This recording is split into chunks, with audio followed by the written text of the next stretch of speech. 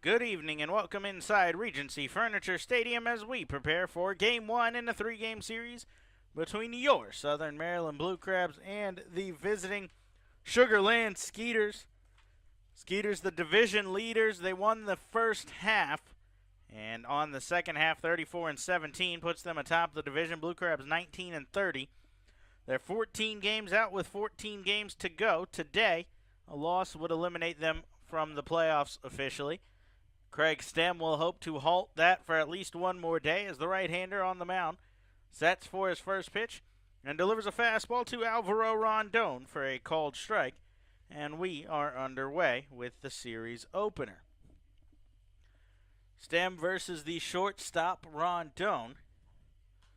Rondon batting from the left side as he fouls one off out of play the other way. Count goes to 0-2. Craig Stem on the season is 6-8 with a 4.01 ERA. 6'5", 230 pounds, coming from just outside of Nashville, Tennessee. First pitch in this one exactly at 6:35 as Rondon will foul off the third pitch of the game. Goes out of play the other way. Defensive alignment behind Craig Stem: Ryan Strasburger in left, Corey Vaughn in center, Angelis Nina in right. Frank Martinez and Edwin Garcia on the left side of the infield. Rosario, the second baseman, and Devin Rodriguez at first, with Craig Maddox doing the catching as a line drive is sent out towards shortstop. That's going to be handled by the shortstop Garcia for out number 1. Rest of the Sugar Land lineup: Anthony Jansanti digs in now. He's followed by the left fielder Barrett Barnes, third baseman Juan Silverio bats cleanup. The number 5 hitter is the first baseman Matt Chavez. Derek Norris does the catching. Albert Cordero DHs in the 7 spot. Right fielder Dennis Phipps will bat 8th, and Luke Dykstra, son of Lenny, will round things out batting 9th. Foul ball back out of play on the first pitch to Jansanti as Stem gets ahead of him. For Stem, this comes as his 40th appearance of the year, 10th start. We mentioned the 6-8 with a 4.02 ERA. He's got 69 strikeouts and 29 walks in 59 2/3 innings. He goes with a breaking ball here. Just misses low as the count goes to 1 ball and 1 strike on Jansanti. Stem very familiar with this Sugar Land team. This will be his 9th appearance and 3rd start against Sugar Land as a towering pop-up towards shallow left. Strasburger will call off the retreating shortstop Garcia and make the catch. 2 up, 2 down. Stem on the year, 0-2 with a 4.50 ERA against Sugar Land. His last start actually came against the Skeeters on August 29th. 6 innings, 7 hits, 2 earned. He walked 5, struck out 3. Took the loss in that, a 4-3 win for the Skeeters. As a fly ball sent out towards the right side of the infield here. Rodriguez giving chase, but it's going to get up and out of play. No balls and 1 strike. Today marks the 30th career start for Craig Stim, his 106th appearance with the Blue Crabs. This is his third season with the team.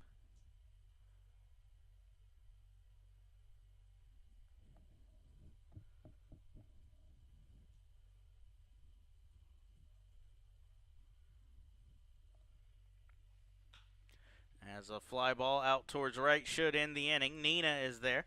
He'll make the catch, and that will retire the side here. 1-2-3 inning for Stem. No runs, no hits, no errors, nobody left on base. We'll head to the bottom of the first. Strasburger leads it off when we return to the Blue Crabs Broadcast Network. Hey, this is Sam Runyon, and you're listening to the Blue Crabs Broadcast Network. University of Maryland Charles Regional Imaging provides state-of-the-art, high-quality equipment and imaging tests that give you and your provider the information you need. Their outpatient imaging center focuses on high quality, comfort, and convenience. Compassionate team members are committed to delivering the most remarkable experience in every dimension and strive to address your needs quickly. Located at the UM Charles Regional Pavilion in La Plata, or visit them at charlesregionalimaging.com. Ladies, this is Corey Vaughn. Be sure to join us at the ballpark every Wednesday night for Wind Up Wednesday presented by Cove Point Winery. On select Wednesday nights throughout the year, ladies get in for just $5. You can also enjoy free wine samples from Cove Point, as well as free services from Therapeutic Massage and Wellness. For more information and the available dates, please visit us online at somdbluecrabs.com or call us at 301-638-9788.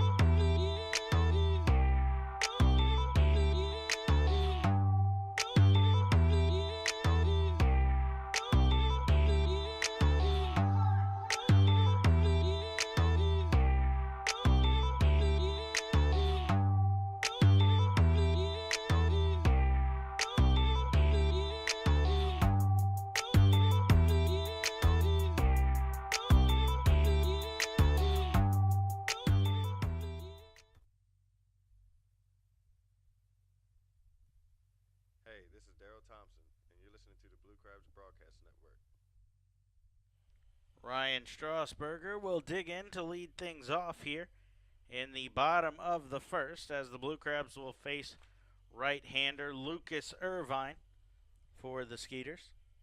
Irvine out of the windup, kicks and delivers. First pitch fastball, misses outside. 1 ball and no strikes. Irvine, 6'1", 200 pounds, out of Grove, Oklahoma. He's in his 7th professional season as Strasburger grounds one towards short. The shortstop Rondon is there. He'll fire across to first in plenty of time, and 1 out here on the mound for Irvine. On the season for Sugarland, Irvine, very limited action, just his 4th start. He's 1-0 with a 1.84 ERA. He's allowed 5 runs, 3 earned, in 14 2/3 inning, while striking out 14 batters.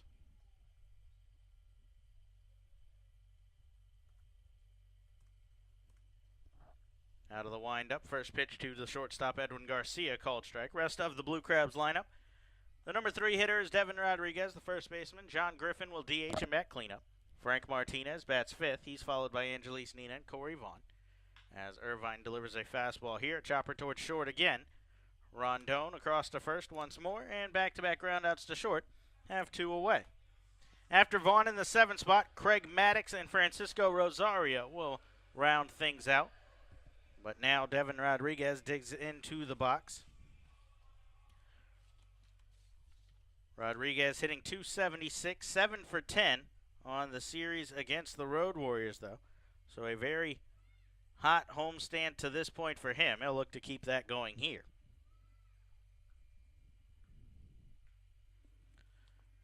The left-hander digs into the box as the first pitch, a called strike to Rodriguez, 0-1.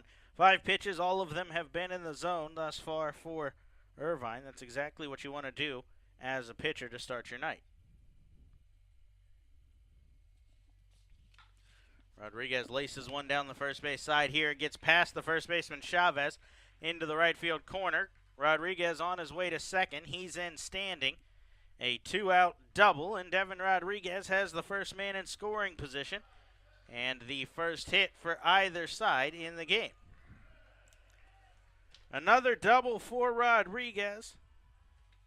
He leads the team in that category with 22 now. He's tied with Frank Martinez for that lead. That also ties him for 5th in the Atlantic League. So that'll bring up John Griffin. Griffin 4 for 11 on the homestand. He had a walk-off home run in the series opener on Friday night.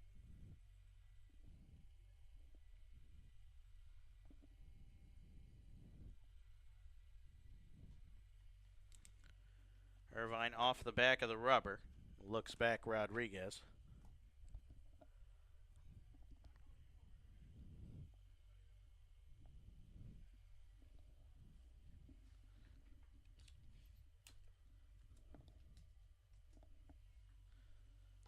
First pitch fastball, as that one's going to miss high, and that is the first ball that has been thrown by Irvine to this point. Or excuse me, his first pitch of the game was a ball. So that is ball number 2 of his 7 pitches. Had 5 in a row in the zone, but that snapped that streak. Griffin looking for a 2-out single. That would score Rodriguez as he takes a big cut here, but fouls it back out of play, and the count at 1-1.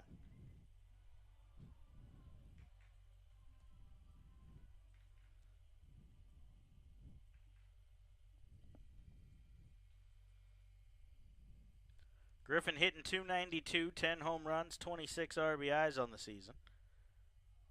He's hit much better here at home, .339 average, as opposed to .245 on the road.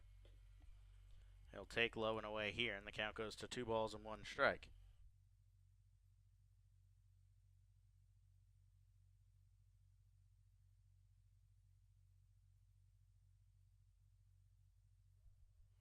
A mugged and humid night here. Muggy and humid, excuse me. Couldn't quite get that out. But 77 degrees. Doesn't sound too hot, but it rained just before game time around 4:30. Rain started to pour down. Batting practice was actually canceled. It was right as the teams were getting ready to take the field and go hit. It started to pour down. It didn't stop until right around 5. Got the tarp off the field. So about an hour-long shower. And that kind of heated things up here with the humidity in the air. 2-2 pitch upcoming to Griffin as he fouls one off the other way.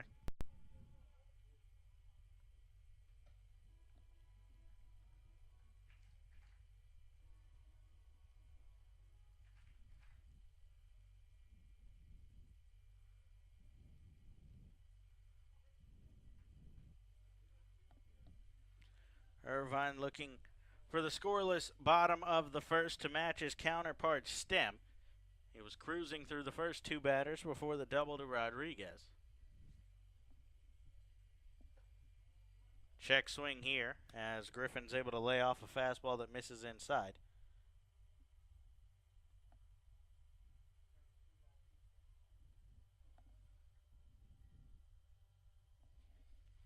So payoff pitch upcoming as Griffin has single-handedly brought Irvine's pitch count up. It was at 6 pitches coming into the at-bat. Breaking ball here. He's able to get a piece of it as the count will remain at 3 balls and 2 strikes.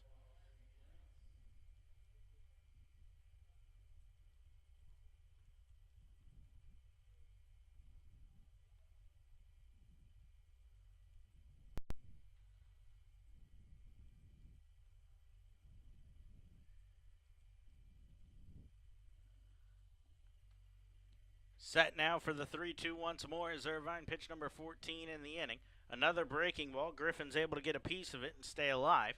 That one might have been ball 4 out of the zone, but Griffin doing a good job to fight it off and stay in the at-bat.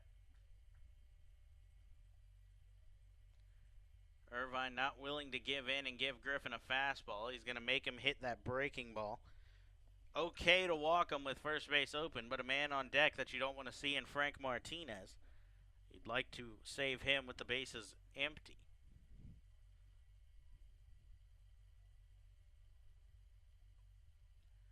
Three-two once more, a third time as Irvine does go with the fastball. Dribbler up the third baseline. The pitcher will have to run, go get it. Fire to first in time, as that will retire the side here in the first. A 2-out double, but no runs across for the Blue Crabs. No runs on the one hit, no errors, one left on base. And we'll head to the second in a scoreless game. Craig Stem back to the mound when we return on the Blue Crabs Broadcast Network. Hey, this is Brandon Compton, and you're listening to the Blue Crabs Broadcast Network. Celebrate the history of our national pastime at the National Baseball Hall of Fame and Museum in Cooperstown. See priceless treasures that will bring your baseball memories to life. Cooperstown is where you, your family, and your friends can relive baseball's greatest moments and honor the all-time greats of the game. Plan your family visit today at baseballhall.org. Pet lovers, kick off the Labor Day holiday right and join the Blue Crabs on Sunday night, September 2nd for our final Bark in the Park night of the season. The game has a special start time of 6:35, and the first fans through the gates receive Blue Crabs dog collars brought to you by 98.7 WMZQ. Call 301-638-9788 or visit somdbluecrabs.com for more information.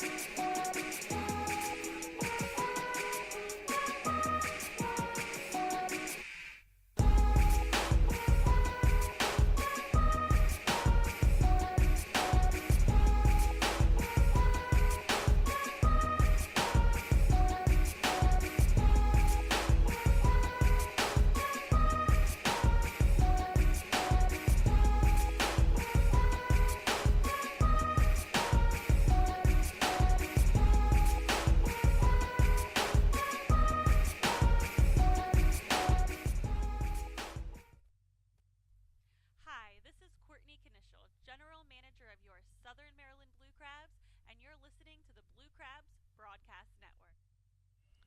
4-5-6 up for Sugarland here in the second as Craig Stem, after a 1-2-3 inning, will get back to work, beginning with Juan Silverio. As the third baseman gets into the box, takes the first pitch low and away. 1 ball and no strikes. Silverio hitting .315 in 39 games for the Skeeters. 5 home runs, 27 RBIs to go with it.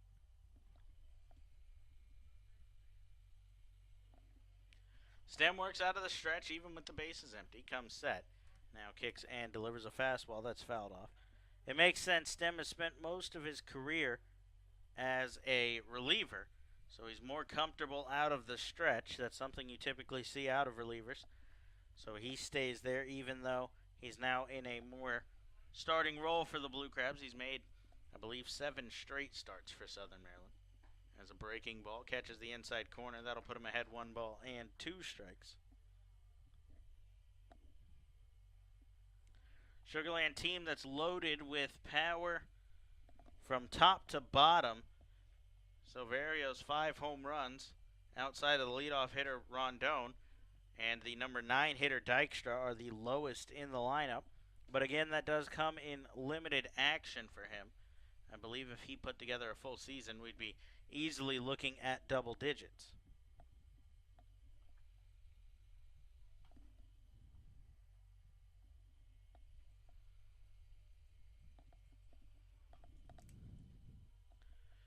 Stem delivers a breaking ball here. That's swung on and missed, and down on strikes goes Silverio. First strikeout of the night for Stem, strikeout number 70 on the year for the right-hander.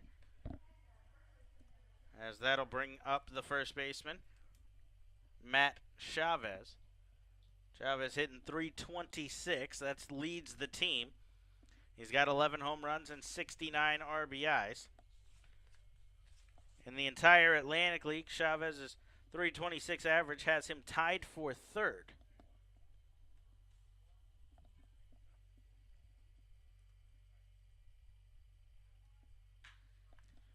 A high fly ball to deep center field here. Corey Vaughn going back. He's short at the track, now lays out. It's going to get over his head and off the center field wall. Chavez on his way to third. The throw comes in. No throw from the cutoff man Garcia. Chavez slides in, and he is safe at third with a triple. His first triple of the year and the 13th of the year for Sugarland. Coming into the game, they were tied with the Blue Crabs for last in the league in triples. Now they move up a spot and are tied for sixth. Most of the time when Sugarland puts one that deep, it gets out. They have 100 home runs on the year, second in the league to the Long Island Ducks.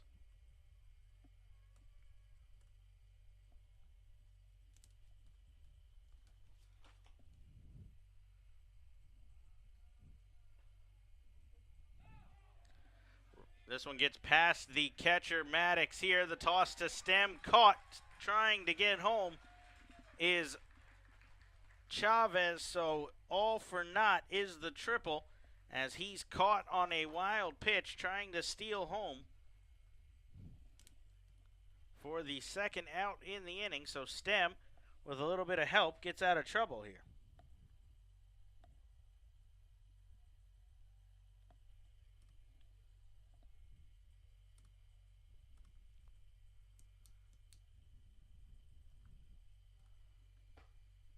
Breaking ball here catches the zone, as that will even the count at 1 ball and 1 strike.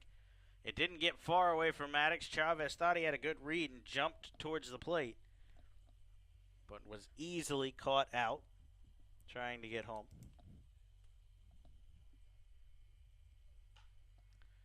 This one swung on and fouled back out of play, as the count will go to 1-2 on the former Major League catcher Norris.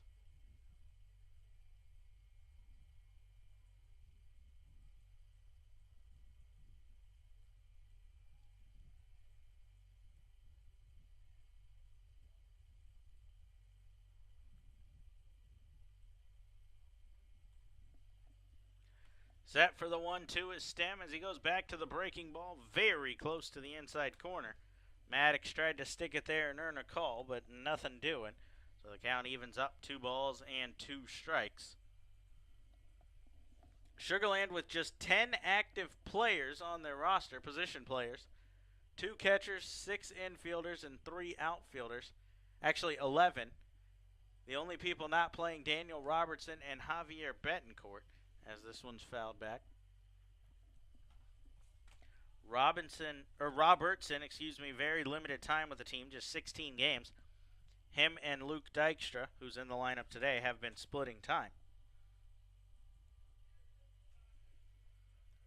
Breaking ball here, swung on and missed as down on strikes goes Norris. Second strikeout of the inning, and with the help of a wild pitch leading to an out at the plate, Stem gets out of the jam. No runs on 1 hit, no errors, nobody left on base. As we'll head to the bottom of the second, Frank Martinez leads it off when we return to the Blue Crabs Broadcast Network.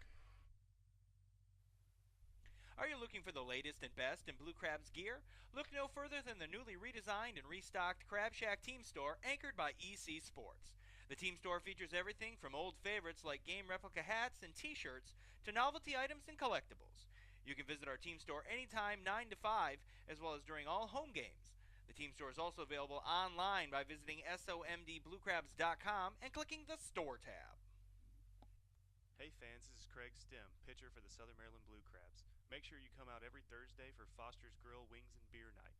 For just $30, you can enjoy a ticket to the game and 2 hours of all-you-can-eat Foster's Wings and all-you-can-drink beer in the Legends Clubs from 6:30 p.m. to 8:30 p.m.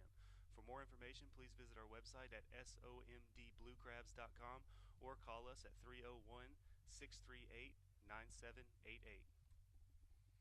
Are you looking for the best place to entertain your group, large or small, this summer? Look no further than the Blue Crabs at Regency Furniture Stadium with our newly renovated Luxury Suites and Legends Club, as well as our brand new Party Suite. Our luxury suites have all new amenities and are sure to please your group, while our clean, upscale Legends Club can host up to 160 guests for a game or anytime. New for 2018, the Blue Crabs are excited to announce our brand new Party Suite for groups up to 50 guests. It's double the space for double the fun for double the group, just $20 per person. Call group sales at 301-638-9788 to book your group today.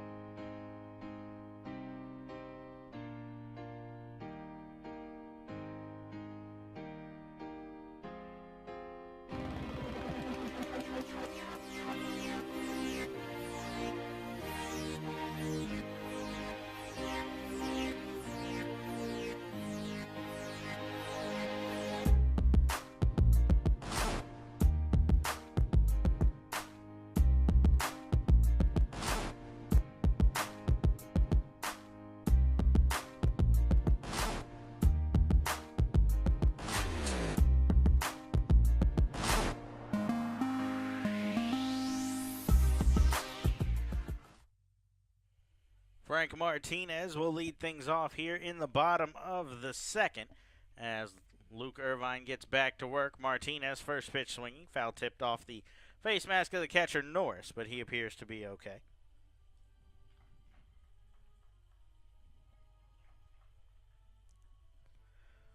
Martinez, one of the hottest hitters on the Blue Crabs in the month of August. He hit .296. A team-high 6 home runs. That was third in the league in the month. And 18 RBIs. That was second in the league. As a changeup misses low. 1 ball and 1 strike. The man behind him on deck, Angelis Nino, was just as good, if not better, than Martinez on the month. As Irvine ready for the 1-1. Martinez goes the other way, drifting towards the line. Barnes giving chase, but that'll get out of play, and the count at 1 ball and 2 strikes. We'll get you Nina's stats on the month when he comes up.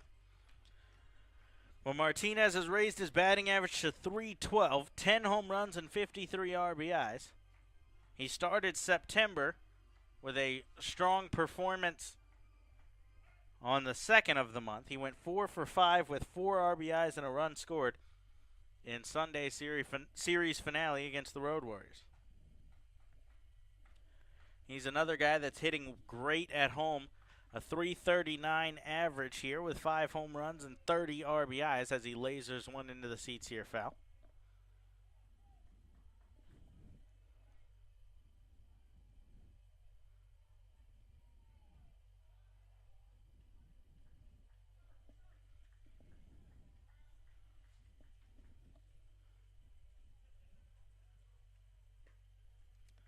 Called strike 3 here on a breaking ball as it froze Martinez, and he goes down looking. That's the first strikeout for Irvine in this game. Not a big strikeout guy, but does have that potential. He's averaging just south of 1 an inning.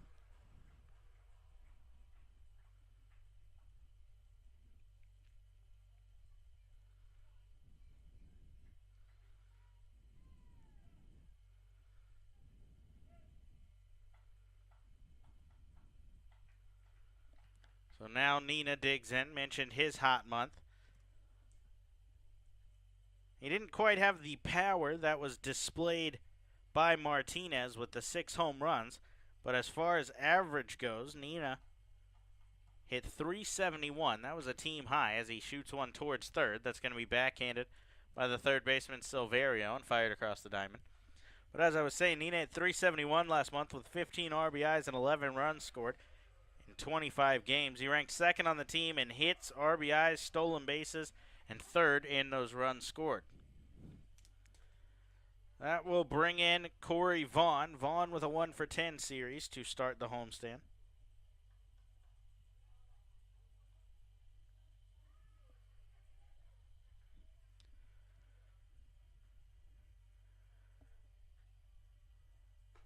A fastball high, no balls and 1 strike as Vaughn swings through it.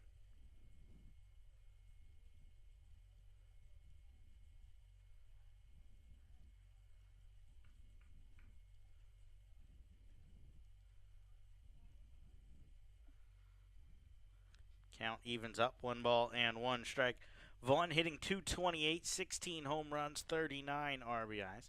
He's coming close to his career high in home runs for a single season.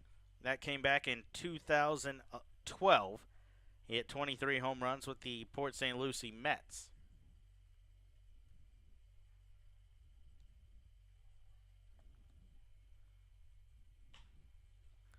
Vaughn with a dribbler back to the mound here as Irvine will pick it up and take it to the base. Underhand toss to the first baseman Chavez.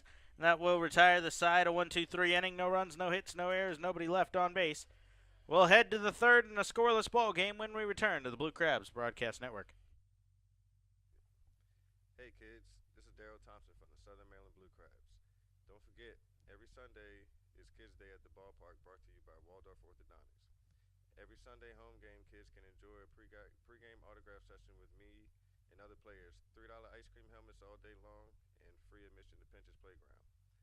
Post-game, you can all come on the field and run the bases. For more information, please visit our website at somdbluecrabs.com or call us at 301-638-9788. Weiss Markets is the proud presenter of Kids Get In Free at Regency Furniture Stadium. By wearing your youth sports jersey, fans 12 and younger can enter for free when buying tickets in the E-Trepid box office. With their 9 clean and friendly stores across Southern Maryland, it's never been easier to find all your favorite brands at great prices. Eat better, spend less, that's Weiss.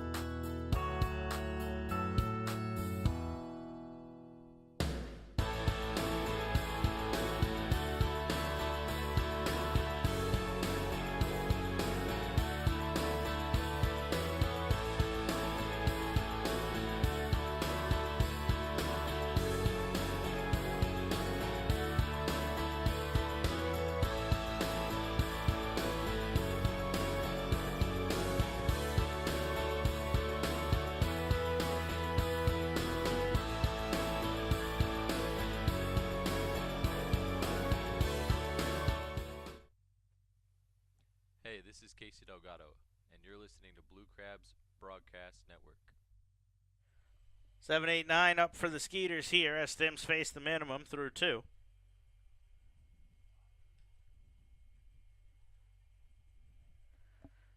As Cordero, the designated hitter, will lead things off. A check swing and a fastball that misses outside.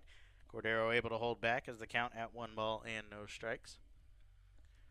Stem features a variety of pitches, a four-seam fastball, a sinker, a splitter, and a slider. Splitter, I've heard, moves about as much as any pitch most people have seen. I've heard that from not only opposing hitters and the team's catchers, but umpires have told me many times that stem splitter is one of the toughest to call in the league.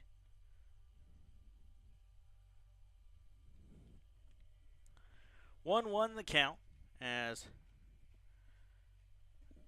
the switch hitting catcher batting from the left side takes a change up here, called strike as it goes to 1-2. Cordero's hit well against right-handers this year, .293 average. Against lefties, a little bit better, a .313, so he's technically on his weaker side here.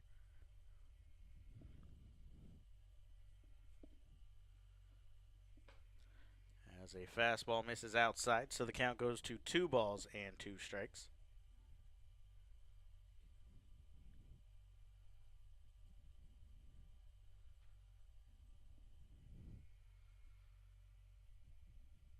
Dennis Phipps awaits on deck. The right fielder, he's followed by Luke Dykstra in the inning as Stem delivers a slider that misses low, and the count at 3 balls and 2 strikes. So running the count full here is Stem. He's got 25 pitches. That was his 26th, actually, as he readies for the payoff to Cordero. 3-2, he goes with the sinker. It's chopped the other way, but it's going to get foul.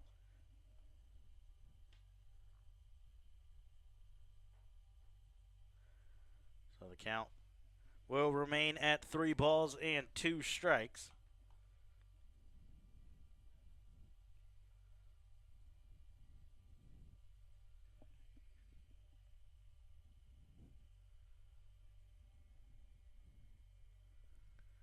Stem sets for the payoff once more. This one low and inside. It's dribbled over to second by Rosario. Cordero swung at ball 4, and he'll be retired on the ground out because of it for out number 1 here in this 3rd inning. Both sides with 1 hit through the first 2. As Dennis Phipps will look to add another to the tally. He digs into the right-handed batter's box, 265 average, 9 home runs, 36 RBIs. Phipps has hit the Blue Crabs pretty well this year, a 291 clip with 3 home runs as first pitch, Stem gets ahead, 0-1.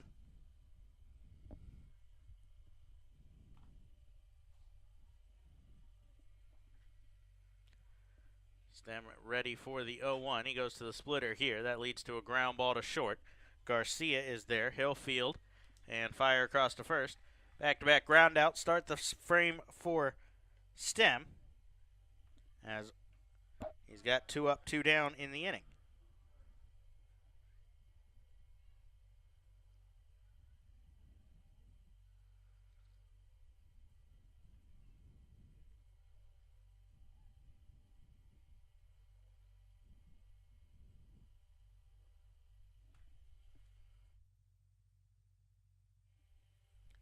Luke Dykstra in now as he takes a fastball on the outside corner for a called strike on the first pitch.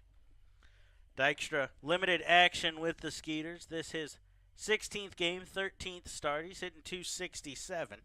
No home runs, 2 RBIs. As he'll chop one over towards second. The second baseman, Rosario, is there, and we've got a 1-2-3 inning. No runs, no hits, no errors, nobody left on base in the frame. We'll head to the bottom of the 3rd, 8-9-1, due up when we return to the Blue Crabs Broadcast Network. Hey, this is Cash Beecham, and you're listening to the Blue Crabs Broadcast Network. Hey fans, this is Sam Runyon, right-handed pitcher for the Southern Maryland Blue Crabs. Make sure you come out every Thursday for Foster's Grill Wings and Beer Night. For just $30, you can enjoy a ticket to the game and 2 hours of all-you-can-eat Foster's Wings and all-you-can-drink beer in the Legends Club from 6:30 p.m. to 8:30 p.m. For more information, please visit our website at somdbluecrabs.com or call us at 301-638-9788. National Ink and Stitch is the preferred t-shirt printer of Blue Crabs Baseball and your one-stop printing, promotional product, and custom apparel shop. No matter what your needs are, we are the only call you'll have to make, saving you time and money. Call 410-257-1776 or visit nationalinkandstitch.com. Follow us on Facebook and Twitter to see what's new, and sign up for our email list to receive weekly specials.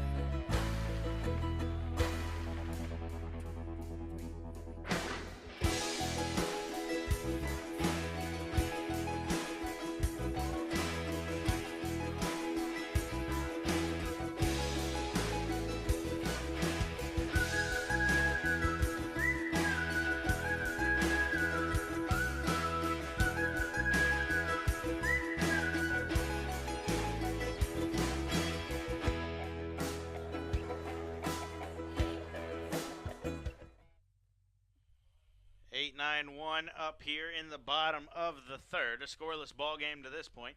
Craig Maddox, Francisco Rosario, and then the top of the order. We'll look to change that as Irvine begins the inning with a fastball that bounces short of the plate. 1 ball and no strikes.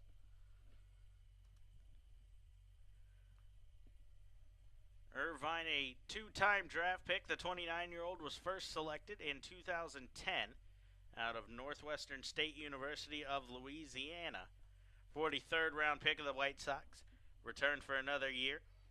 Then moved up a couple of rounds. 27th round pick of the Tampa Bay Rays in 2011, and he signed that contract. Check swing here from Maddox. Yes, he did, said the home plate umpire, as the count will go to 1 ball and 2 strikes. Northwestern State, the most recognizable player out of there is Lee Smith, as a ground ball towards second here. Backhand play from Dykstra. He spins around and fires to first, as a great play there from the second baseman retires Maddox for out number 1 in the inning.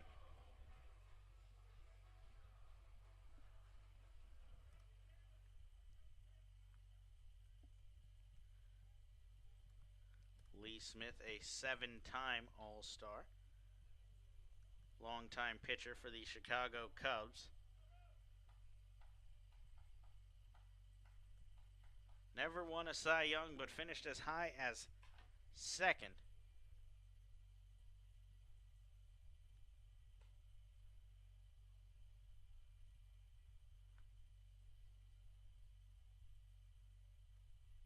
He was one of the original closers.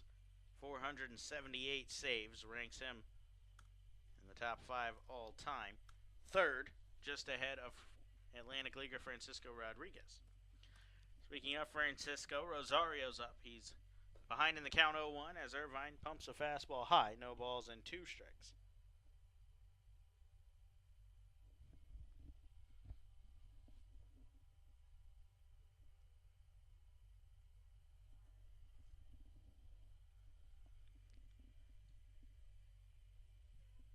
Count goes to 1-2 here with the top of the order awaiting on deck.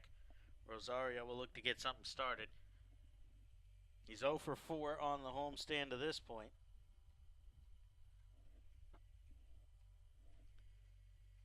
As he sends a line drive into center here. That's going to be his first hit on the homestand, as he now goes to 1 for 5.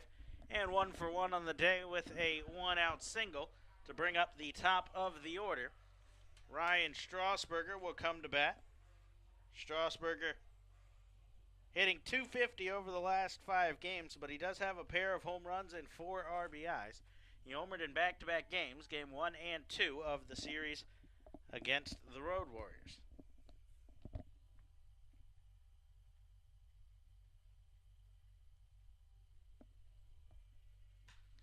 A fly ball towards center here, drifting over is Jansanti.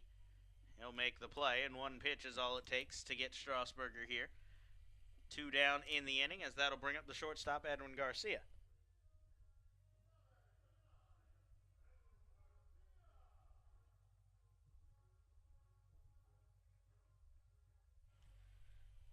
So Garcia will look to stay relatively hot. He had a solid month as well, an average up over 350 for the All-Star shortstop. He got his average up to 301. And over the last 10 games, hitting .410.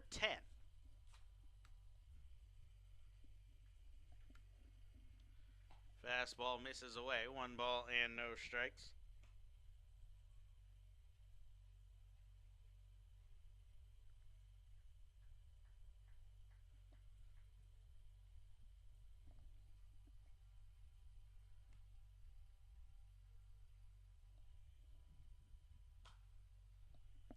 This one fouled off by Garcia, as the count will even up 1-1.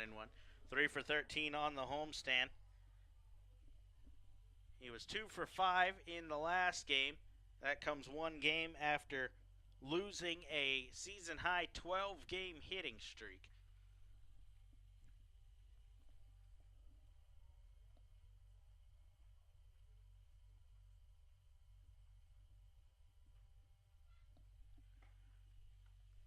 curveball here. That one will catch the outside corner. Garcia thought about offering, but laid off, and the count at 1-2. He'll look to extend things to Devin Rodriguez, who has a double in the first inning already. Rodriguez has been very hot over his 5-game hitting streak.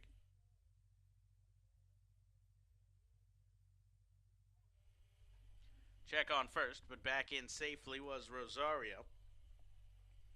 He does have decent speed on the base pass, but we haven't seen him go all too often. Just 2 for 2 in stolen bases this season.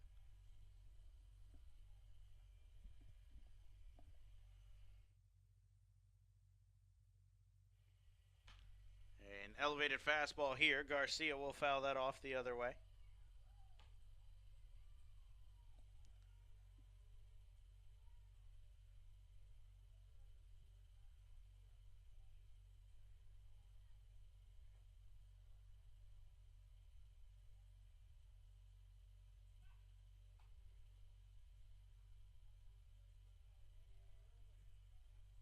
Check on first once again, but Rosario was back in safely.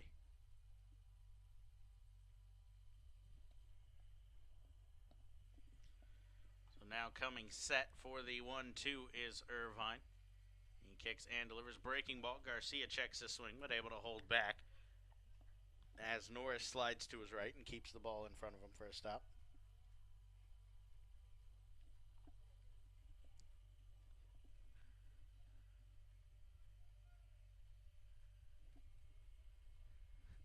Despite the limited hits, a relatively slow-moving game. We're just about an hour in and just about a third of the way through this one. Typically, when you only see 3 hits through the first 3 innings, you're talking just a couple of minutes for each inning, as Irvine just misses a fastball in the outside corner. So that's going to give Rosario a head start at first, as he's going to be off and running here.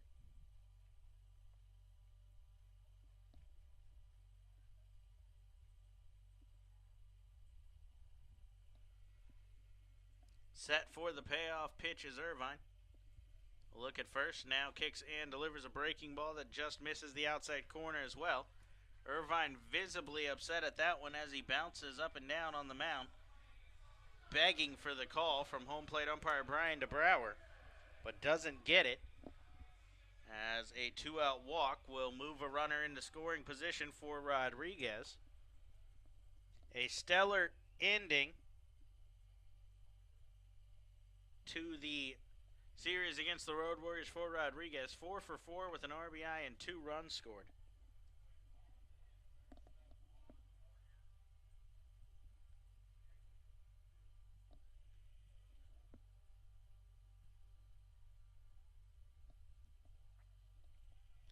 See if he can keep it going. He's 5 for his last 5 as he takes a big cut on a changeup here. But misses that one just over the top of it, and the count at 0-1.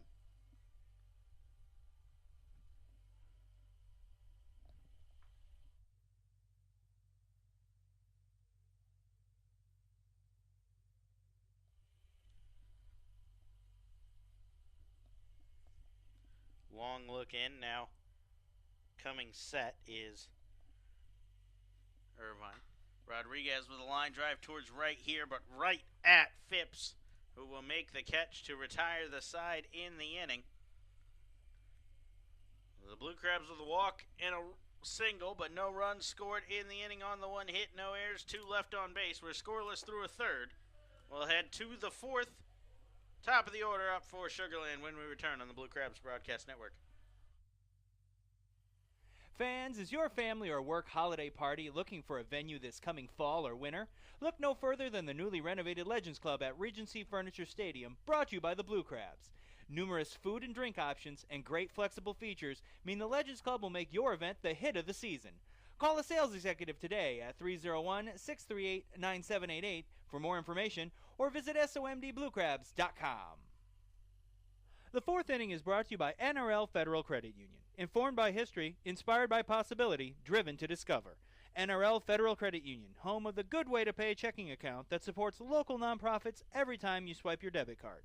Visit nrlfcu.org to learn more.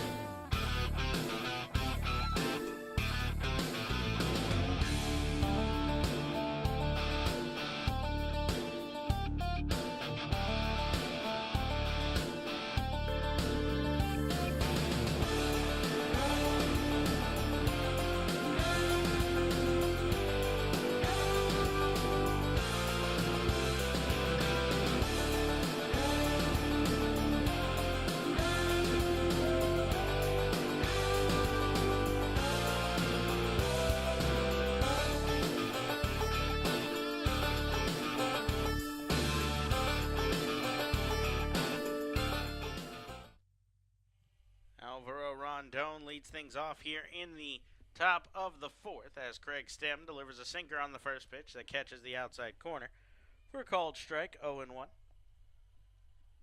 Stem's faced the minimum through 3. The only hit he's allowed was a triple, but a wild pitch that led to an out at the plate canceled that out as Rondon will foul one back.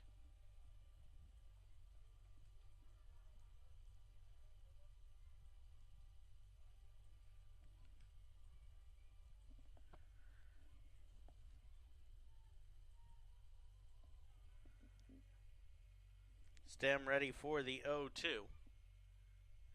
as he goes with a slider here. That misses low, and the count at 1 ball and 2 strikes.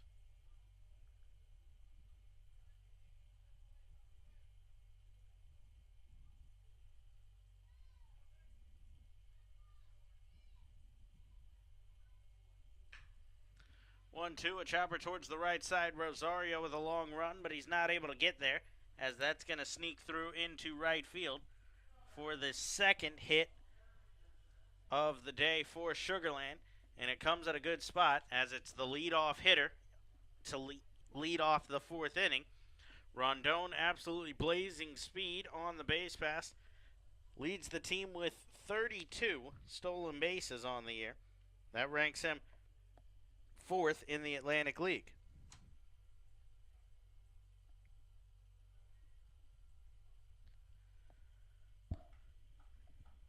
One-two count upcoming as Stem sets at the belt, looks at first, now delivers a fastball on the outside part of the plate.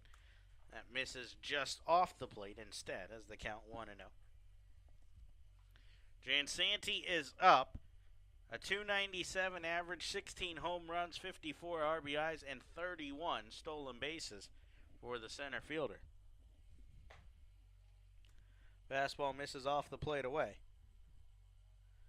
2 balls and no strikes.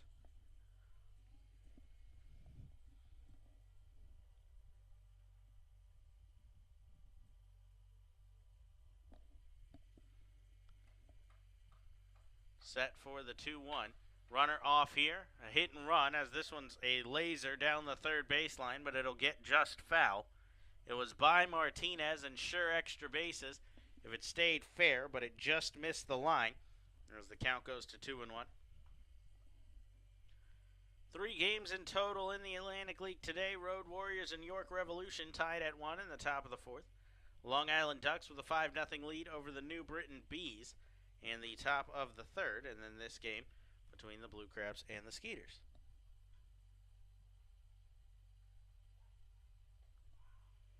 Check on first, but back in safely. MLB in action today as well. Lots of games going on around the league. Cardinals with a 1-0 lead over the Washington Nationals. A home run from Marcel Ozuna has the run on the board after the walk-off win for the Nats yesterday, as a foul ball here will make it 2-2. Pirates with a 1-0 lead over the Reds in the first. 0-0 Rays Blue Jays. 3-0 the Indians jumped on the board. They got to Danny Duffy in the very first inning. The Phillies did the same. They took a 4-0 lead over the Marlins as Jake Arrieta will be given a lead without throwing a pitch. Trevor Richards, a solo home run to Carlos Santana, and then a triple that cleared the bases from Hernandez as the bases loaded as another check on first. This one a little bit closer, but back in safely still. Rest of the games, you got the Braves Red Sox in a matchup of Eastern Division leaders, the AL and the NL. And you've got the Angels, Rangers, Tigers, White Sox, Cubs, Brewers, Twins, Astros as a pop-up towards third here. Should be handled by Martinez. He's underneath it and will make the catch for the first out here in the inning. Nightcap games, you got the Padres, Diamondbacks, Yankees at the A's, Orioles at the Mariners, and the Mets at the Dodgers. Every team in the MLB in action today.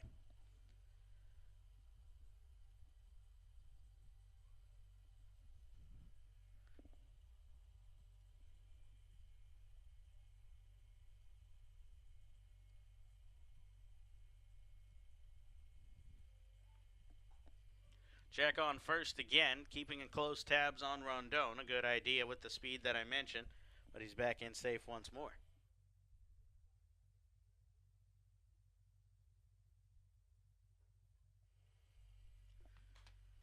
This one's fouled straight back by Barrett Barnes. Skeeters with a couple of different players in double digits for home runs and stolen bases, Barnes and Jansanti. Jansanti leads in both of the categories, but Barnes with 12 and 20, not that bad.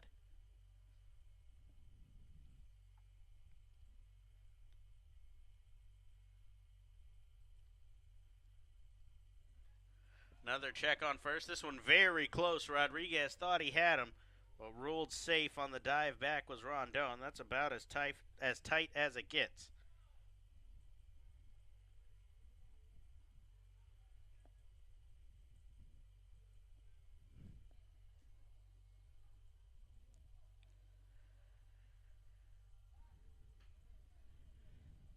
Another check on first. This one not so close.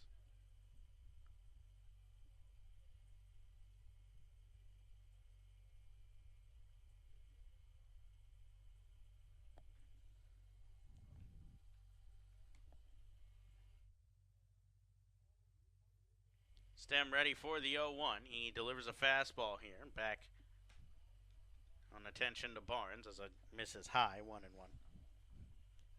The infield is in double play depth. It's going to be a tight turn with the speed that both Rondon and Barnes possess.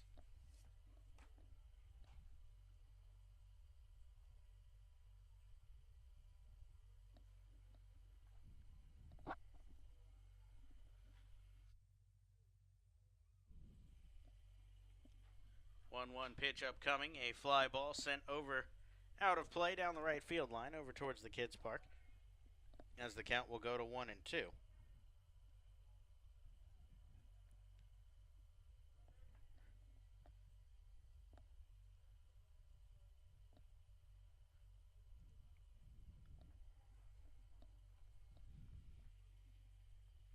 Stem's got two pitches that can get him ground balls with the sinker and the splitter. See what he can pull from one of those here. But first, a check on first, as that one's going to get past Rodriguez.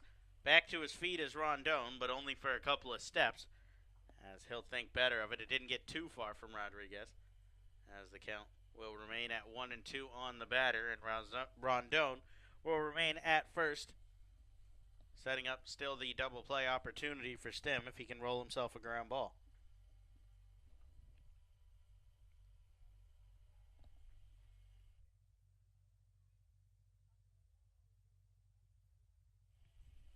Set for the 1-2. Now kicks and delivers. He goes with the four-seam fastball, as that'll miss away, and the count will go to 2 balls and 2 strikes. Couple of new additions to the Blue Crabs roster today, both coming from the Windy City Thunderbolts of the Frontier League, Zach Westcott and Devin Raftery. As the 2-2 from Stem, a slider is fouled back. Both pitchers to add to the depth. Raftery has worked primarily out of the bullpen. He was actually the closer in Windy City. He won't close here with Epley, but a valuable piece in the late innings. And Westcott will start in the bullpen, but expected to maybe get a start in the next week or so, especially with that 5 games in 3 days against the Barnstormers, as safe once again at first is Rondon. Might see him get a start or 2 in there. He worked mostly as a starter in the last 2 seasons with Windy City. Spent 3 years with the team.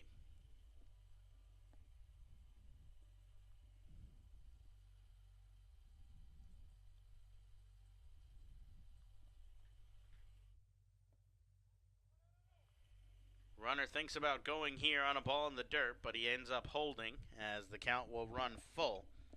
I'd imagine with the speed and the full count, we'll likely see Rondon on the move here to look to avoid that aforementioned double play.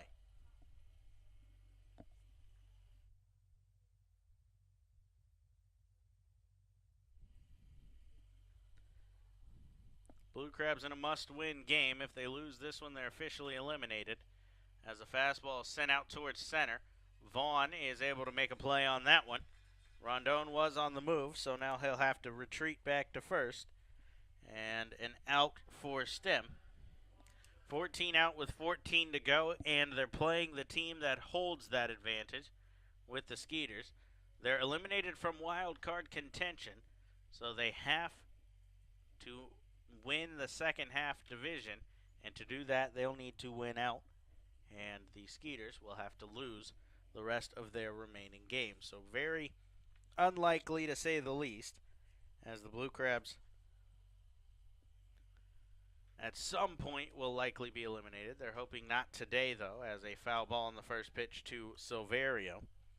Sugarland's remaining schedule, they've got 3 here in Southern Maryland. They then go to New Britain for 3 more before finishing the year at home with a 6-game series against the Long Island Ducks. Blue Crabs, the rest of their schedule, after this 3-game set with the Skeeters, they'll hit the road for 5 games in 3 days against the Barnstormers, 2 against the Somerset Patriots, and then 4 at home to finish the year against the New Britain Bees. 0-1, Rondon off again, as this one's fouled off down the right field line once again by Silverio, and the count goes to 0-2.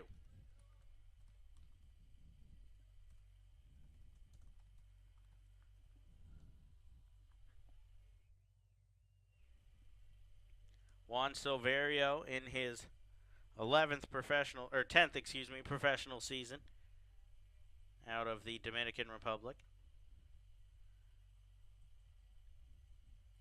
First season here in the Atlantic League. Spent a lot of time in the White Sox organization, as a check on first is unsuccessful. Played for the White Sox from 2008 to 2012, reaching High A with the Winston-Salem Dash. Then reached Double A in 2013 with the Cincinnati Reds, Pensacola. And then 2014 reached Louisville with the Bats, the Triple A affiliate of the Reds. Off again is Rondon. Stem's fastball is fouled off the other way.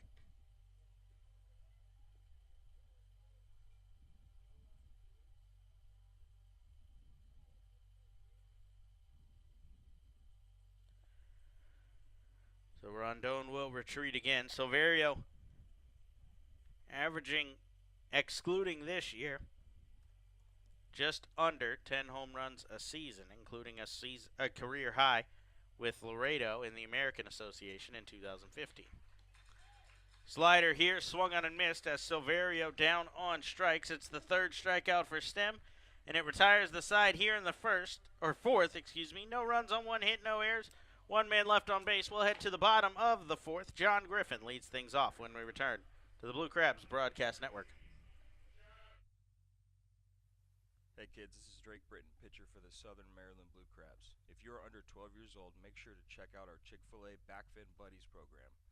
For just $15, kids will receive free admission to every Friday home game this season, as well as a Backfin Buddies t-shirt and pinched pencil pouch.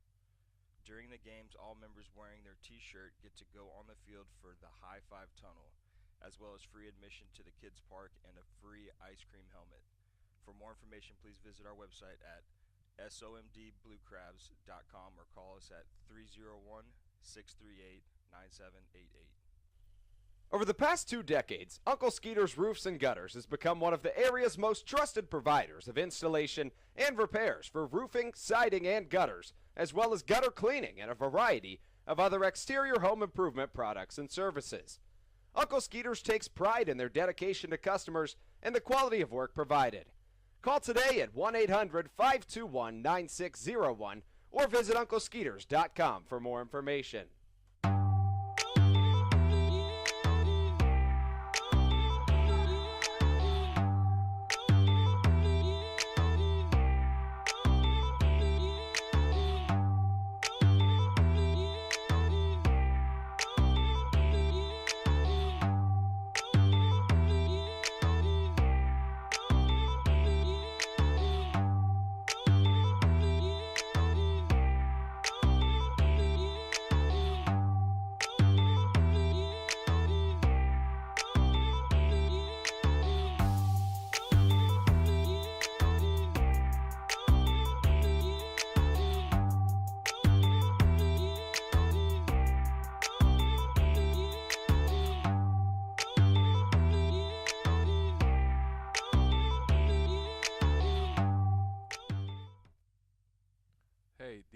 Jose Gonzalez, and you are listening to the Blue Crab Broadcast Network.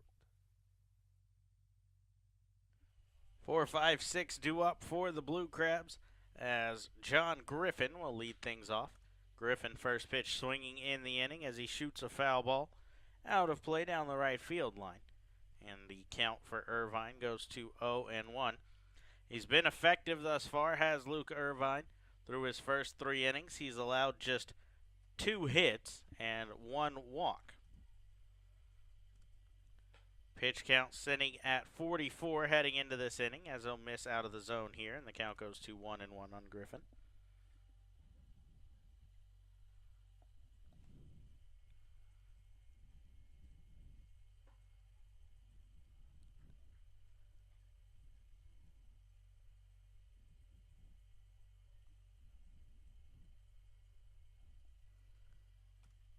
Two one upcoming as Irvine winds and delivers.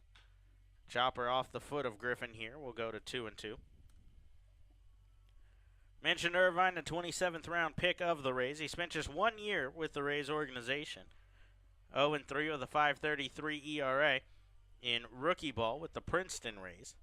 That led to his release. He went to the American Association with Kansas City for 2012 and then 2013.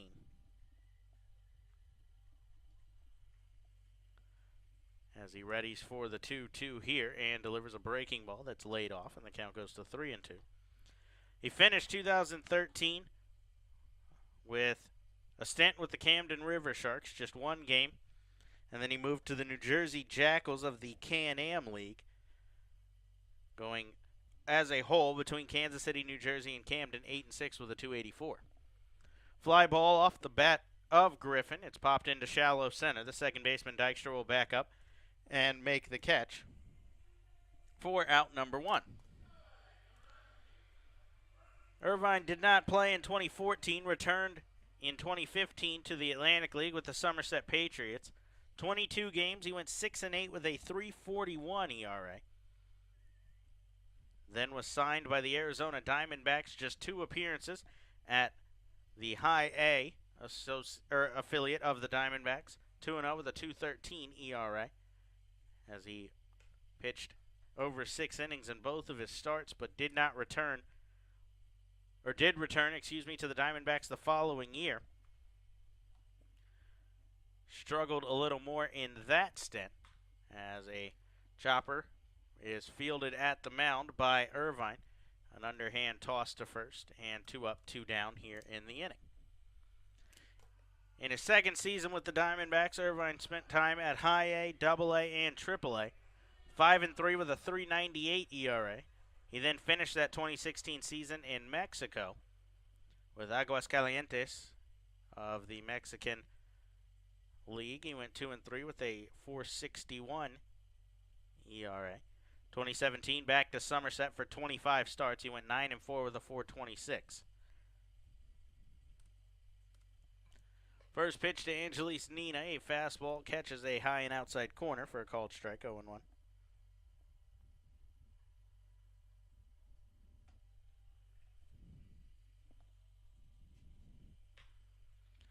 Chopper back to the mound here. Irvine will field himself again and fire to first. Back-to-back tap-outs to the mound. And that's a 1-2-3 inning for Irvine. No runs, no hits, no errors, nobody left on base. We'll head to the 5th in a scoreless ball game when we return on the Blue Crabs Broadcast Network.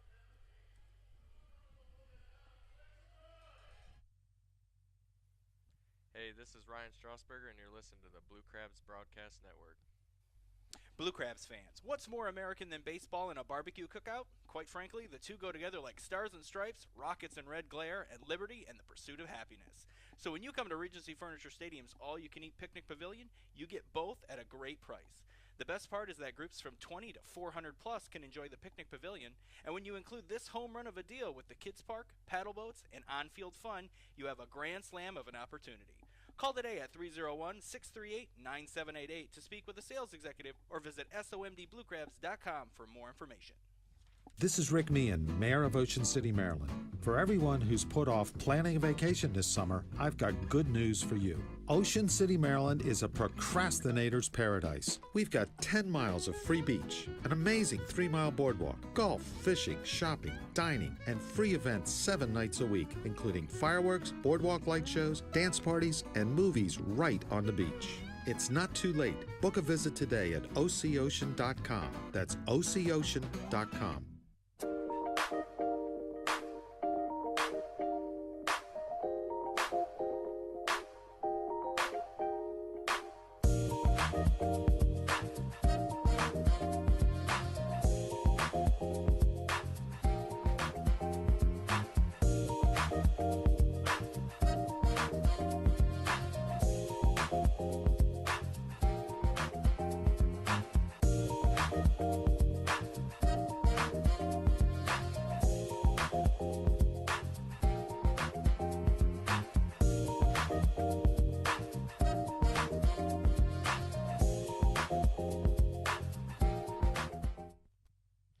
Matt Chavez will lead things off here in the 5th inning as Craig Stem will get back to work. Fastball misses outside of the first pitch of the inning for Stem, and the count goes to 0-1. 52 pitches coming into this inning, relatively effective through 4. He'll look to keep it that way here. He's allowed just 2 hits as a foul ball back here will make things 1-1. A triple and a single all on the line for Stem thus far. The single came off the bat of Rondon last inning.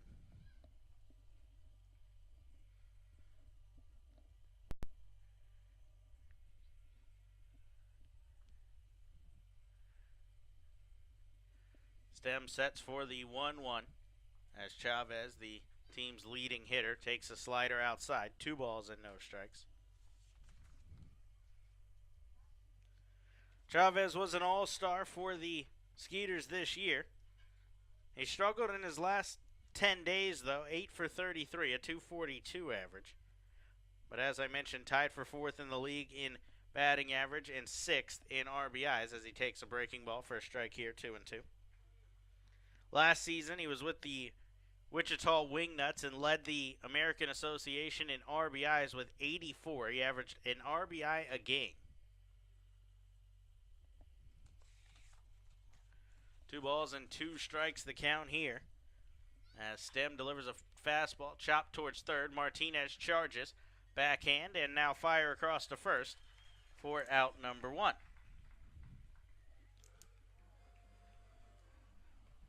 So that will bring in Derek Norris, as Norris 0 for 1, struck out in his first at-bat.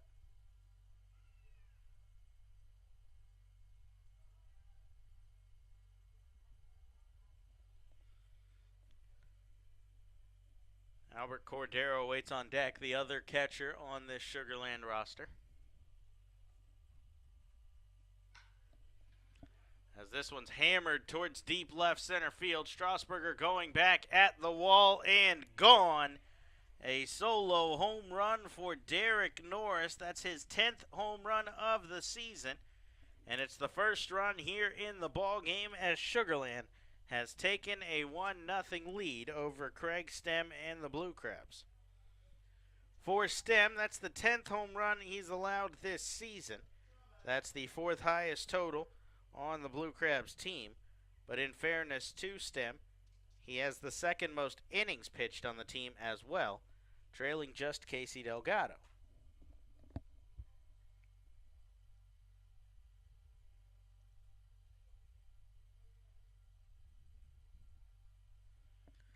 So that'll bring in Albert Cordero as he shoots a first pitch fastball towards Martinez at third. Backhand play just inside fair territory. Now up and fire to first. 1 pitch gets the out for Stem here.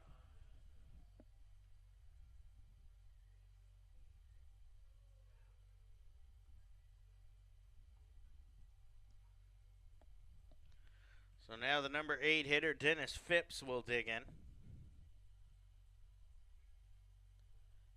Phipps is 0 for 1 with a ground out as Stem delivers a first pitch breaking ball here. Swung on and missed, and the count goes to 0-1.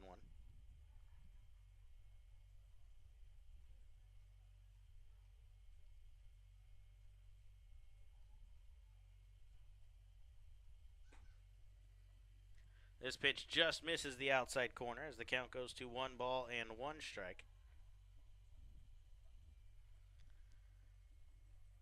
Phipps and Norris were tied in home runs coming into the day with 9. Norris has edged out in front of him. You know, Phipps would like to even things back up here.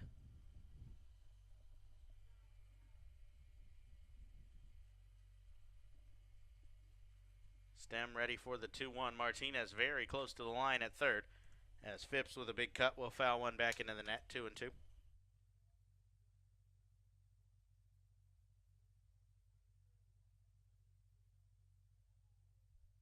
The middle infield is actually playing Phipps straight up, but the first baseman and third baseman are just about 2 feet off of each line. 2-1 pitch. Stem gets a slider on the inside corner for a called strike 3, and down looking goes Phipps. Strikeout number 4 for Stem as that ends the inning here in the 5th, but a solo home run puts 1 on the board on 1 hit. No errors, nobody left on base. Norris puts his team ahead, and the Blue Crabs will look to respond. Corey Vaughn will lead things off when we return to the Blue Crabs Broadcast Network. Hey, this is David Wayne Russo, and you're listening to the Blue Crabs Broadcast Network. Join our team every Friday home game as we honor those who serve our country by remembering everyone deployed. Every Red Friday, the team will wear military-inspired jerseys brought to you by Fairway Independent Mortgage Corporation.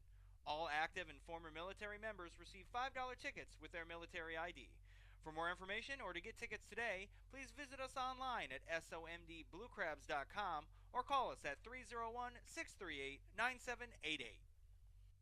This is Brandon Compton, right-handed pitcher for the Southern Maryland Blue Crabs. Join our team every Friday home game as we honor those who serve our country by remembering everyone deployed. Every Red Friday, the team will wear red jerseys brought to you by Fairway Independent Mortgage Corporation.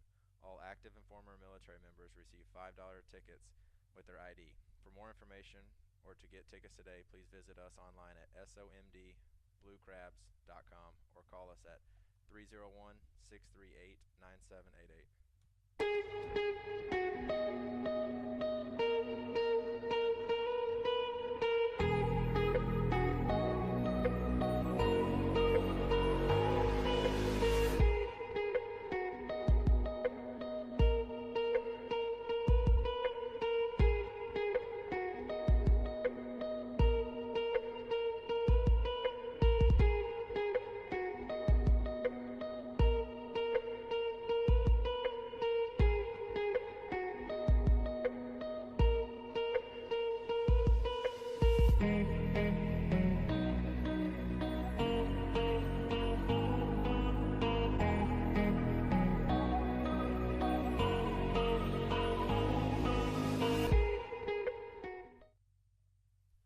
Hey, this is Corey Vaughn, and you're listening to the Blue Crabs Broadcast Network. Lucas Irvine back to work here as Corey Vaughn, the dangerous center fielder for the Blue Crabs, will lead things off. Vaughn first pitch swinging, a towering pop-up behind the shortstop, Rondon. He'll back up and make the catch. 1 pitch, 1 out. Starts this 5th inning for Irvine. I've talked about it a lot. As a pitcher, when you're given a lead, that's when you want to return to the mound and have a shutdown inning. So it would be an ideal situation for the pitcher Irvine if he could get the Blue Crabs down 1-2-3, especially with this 7-8-9 part of the order. He's got Maddox up now. He grounded out to second in his first at-bat as he takes a called strike, 0-1.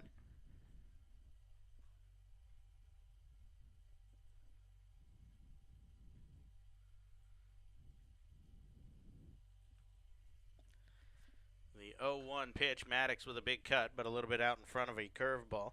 And the count will go to no balls and 2 strikes.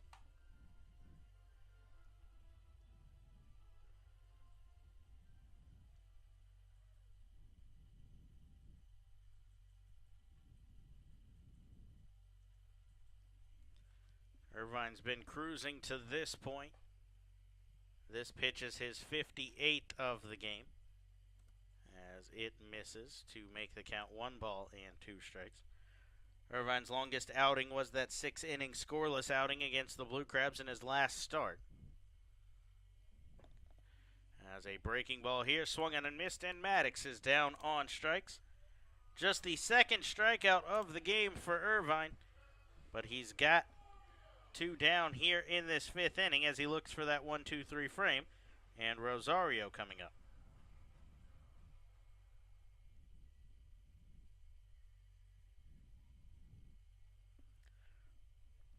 Rosario singled in his first at-bat. He fell behind 0-2, but was able to get back into it with a line drive single, but we're stranded in scoring position as Irvine flips a curveball up on the first pitch and a called strike.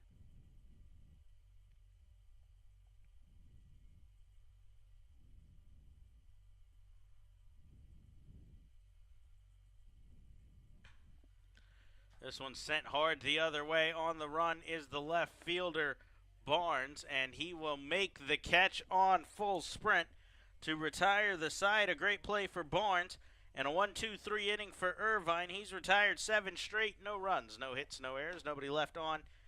In the inning, we head to the 6th. Sugarland with a 1-0 lead, and the 9-1-2 when we return to the Blue Crabs Broadcast Network.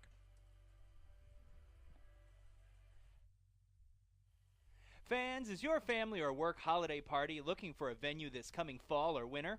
Look no further than the newly renovated Legends Club at Regency Furniture Stadium, brought to you by the Blue Crabs. Numerous food and drink options and great flexible features mean the Legends Club will make your event the hit of the season. Call a sales executive today at 301-638-9788 for more information, or visit somdbluecrabs.com. At Firehouse Subs, they pride themselves on providing quality made-to-order food, from subs to salads with the finest ingredients. Try a hook and ladder with smoked turkey breast and honey ham smothered with Monterey Jack, or the smokehouse beef and cheddar brisket with USDA choice beef brisket smoked for 16 hours, then covered in cheddar, mayo, and Sweet Baby Ray's barbecue sauce. Visit any of their 3 Southern Maryland locations today. Firehouse Subs, founded by firemen.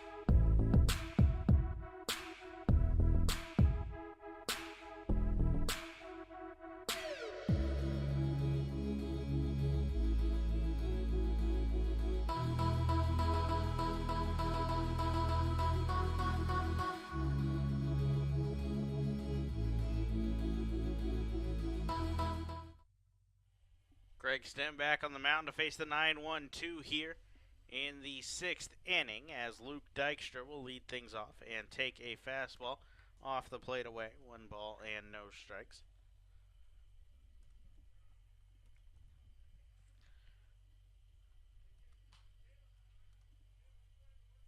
A foul ball out of play here will even things up at 1-1.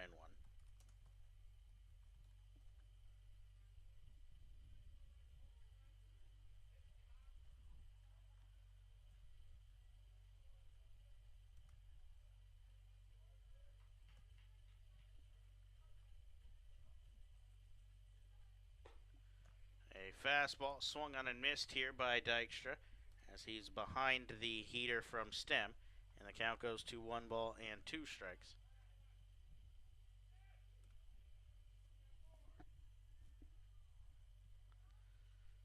Luke is the son of Lenny, as a grounder to first here. Rodriguez lays out and will flip it to Stem from his knees. And Stem will tag the base in time for out number 1. Lenny Dykstra, a 3-time All-Star, Silver Slugger Award winner in 1993 when he led all of baseball with 194 hits and 143 runs scored. Finished second in the MVP voting in that 1993 season.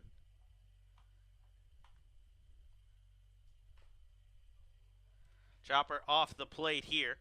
Quickly up out of his crouch is Maddox. He'll pounce on it and fire to first for the second out. So that'll bring up Anthony Jansanti. By the way, if you're wondering who Dykstra lost out the MVP award to, it would be Barry Bonds in that season. Very close race, but Bonds, in his Pittsburgh days, got the MVP award when he hit an incredible .311 with 34 home runs and 39 stolen bases, 103 RBIs as well. Part of back-to-back MVPs and 3 MVP awards in 4 seasons, and that came, so he said, pre-steroid era. Foul ball from Jansanti here as the count will go to no balls and 2 strikes. So just a glimmer of what Barry Bonds did and could have done without any of the controversy that ended up surrounding him and still surrounds him and has kept him out of the Hall of Fame to this point.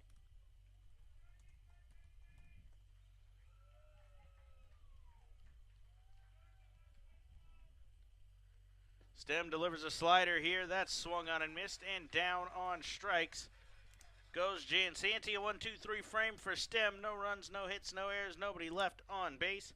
His third 1-2-3 inning of the game. Now the top of the order will look to put some runs up and get their pitcher off the hook when we return to the Blue Crabs Broadcast Network. Hey, this is James Frisbee, and you're listening to the Blue Crabs Broadcast Network. Blue Crabs fans, on Friday night, September 14th, the Blue Crabs will honor all of those brave men and women who risk their lives for ours every day as we host First Responders Night. First responders will receive special ticket discounts, and active and retired military can too, as it is the final Remember Everyone Deployed Friday night, brought to you by Fairway Independent Mortgage Corporation. That night, the Blue Crabs will auction off their red jerseys for a worthwhile military charity. It's also College of Southern Maryland's 60th birthday bash, brought to you by College of Southern Maryland Alumni and Friends Connection. So whatever your reason, come finish the regular season with the Blue Crabs. Get your tickets today at somdbluecrabs.com or call 301-638-9788. Johns Hopkins Community Physicians offers high-quality primary and specialty care, including family medicine, internal medicine, and pediatrics right here in Charles County and throughout Maryland. For more information and to schedule your appointment, call 1-833-GET-JHCP or visit jhcp.org.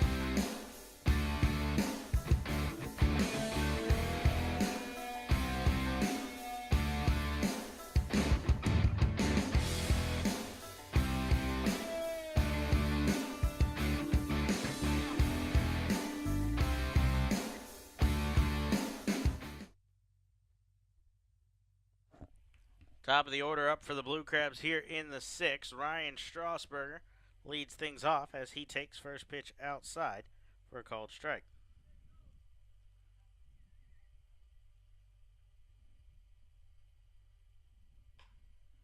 Strasburger a chopper towards short here. The shortstop Rondon fields. Crow hops and fires to first for the first out here in the inning. Irvine's pitching fantastic. He's retired 8 straight. The last man to reach base was Edwin Garcia, who comes up now. Garcia walked in his last at-bat and then grounded out once.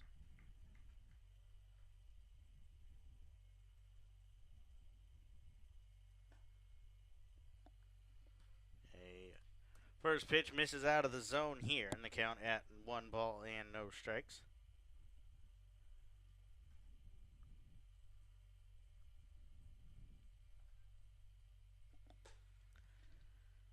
Garcia takes again, and now he's ahead 2 balls and no strikes. Garcia does have a good eye at the plate.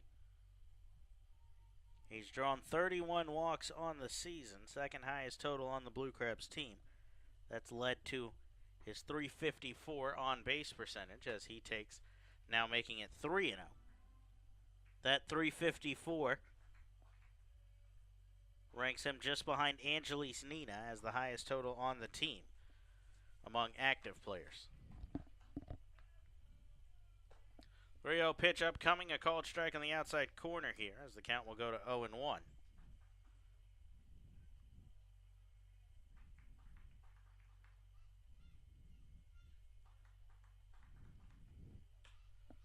Garcia back up the middle here. That's going to get through into center field. And the Blue Crabs have their third hit of the game and their first since the third inning, as that snaps a streak of 8 straight retired and will bring up Devin Rodriguez to try to get something going here.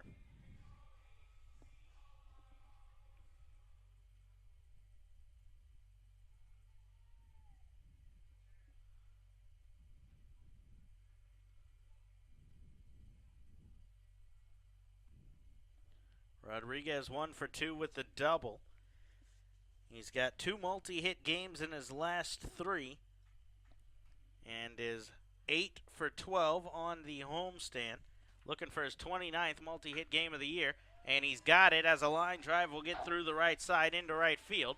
Garcia will round second on his way to third. The throw comes in. It's late as Garcia slides in safely. He goes first to third on a single from Rodriguez. And the Blue Crabs have the tying run in scoring position with 1 out here in the bottom of the 6th. Time will be called here as the catcher, Norris, will come out for the signs with the runners on first and third just in case Rodriguez tries to go.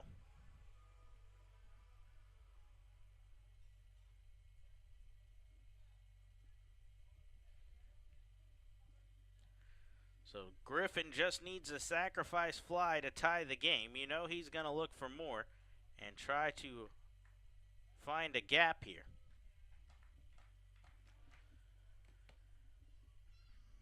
Irvine out of the stretch, comes set now, delivers a fastball. This is a spot he hasn't been in much, the stretch, as he worked 1, 2, 3 innings in the 2nd, 4th, and 5th.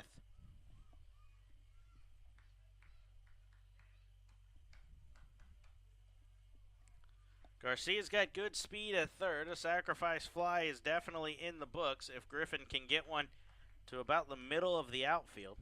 You don't want to get it too shallow, though.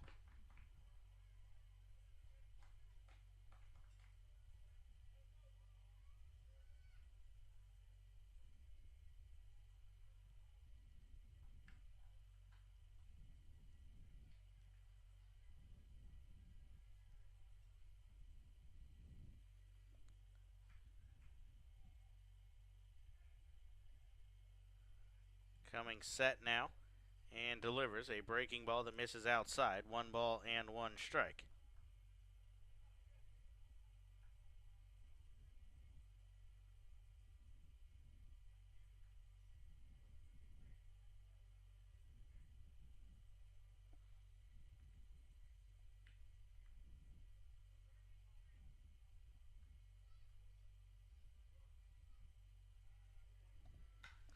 Griffin with a fly ball to center here. This could be deep enough to score the run.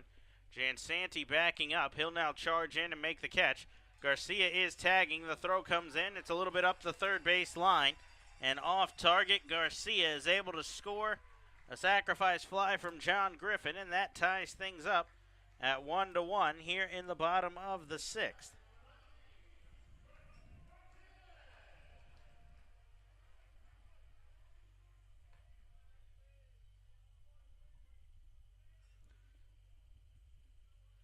So now the switch hitting Martinez will dig into the box.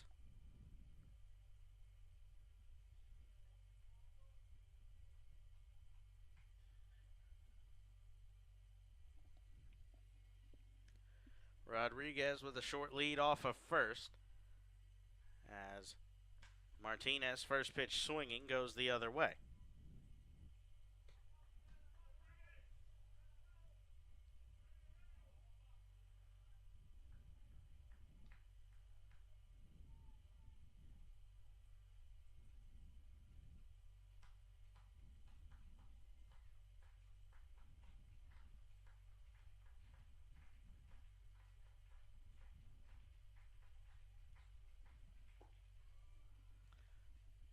Garcia swings over one out of the zone here as the count goes to 0-2.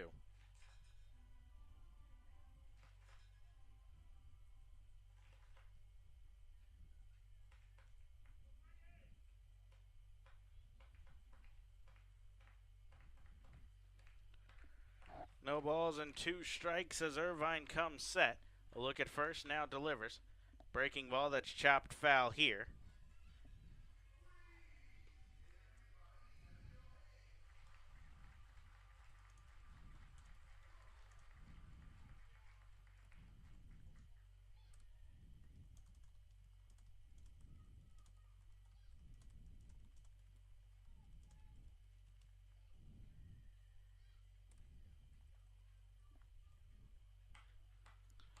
So ready for the 0-2 is Irvine. Once again, this one sent back up the middle. A chopper that's going to get just past the outstretched glove of Dykstra and into center field. Martinez battles through the 0-2 count and has his first hit of the night and moves Rodriguez into scoring position with 2 down and Angelise Nina coming to the plate. We mentioned how well Nina hit in the month of August. He was 3 for 4 on the homestand against the Road Warriors. 0 for 2 tonight, though, as that'll lead to a mound visit. Time is called as Corey Dommel, the pitching coach, will head out for a conversation with Irvine, the catcher, Norris, and it looks like the shortstop, Rondon, all come together.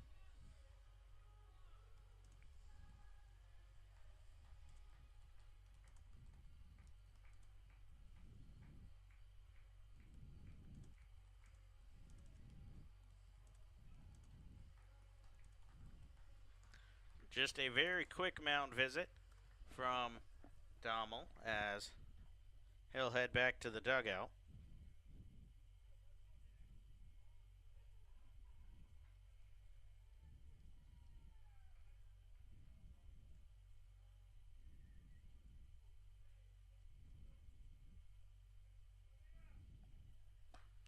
So Nina ready to go now, trying to snap the 0 for 2.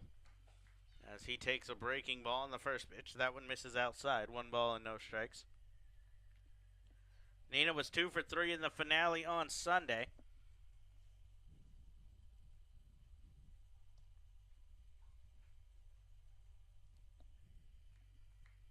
Now ready for the 1-0 is Irvine. He goes back to the breaking ball. That's going to go by Norris. Not too far, though. Rodriguez slides in at third. He got a good read on it, and he's safe under the tag of Silverio. Rodriguez advances on what I'd expect to be a wild pitch. It is a wild pitch, as Rodriguez is now 90 feet away from taking the lead.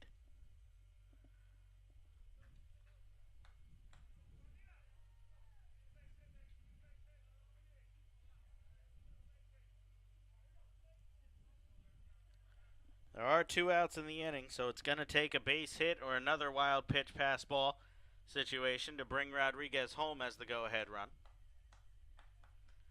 Irvine sets and delivers. A fastball is swung on and missed as Nina was a bit behind that one, and the count goes to 2-1. Pitch count is rising for Irvine. That was pitch number 80 on the night.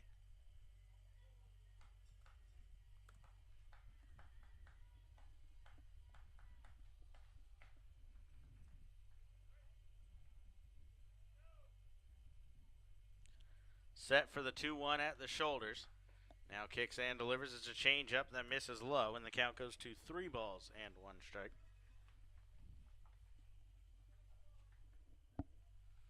So Nina in a hitter's count. See if he can't put something in play here and bring home a run.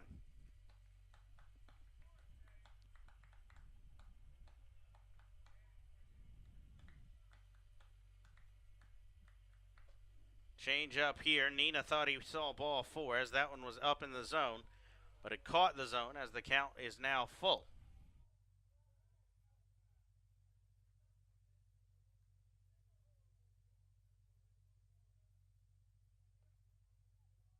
What that means is a head start for Frank Martinez from first, as Chavez is no longer holding him at the base. Irvine sets for the payoff pitch. There goes Martinez as Nina with a hot shot towards second, but right at Dykstra as he'll pick it up and flip on to first. That will retire the side in the inning. But the Blue Crabs tie the game on a sacrifice fly from John Griffin. They put up 1 run on 3 hits, no errors, 2 left on base. 1-1 the score. Craig Stem to work against the heart of the order. 3-4-5 when we return to the Blue Crabs Broadcast Network. Blue Crabs fans, every season we can't do it without you. So on Sunday, September 16th for the regular season finale, it's Fan Appreciation Day.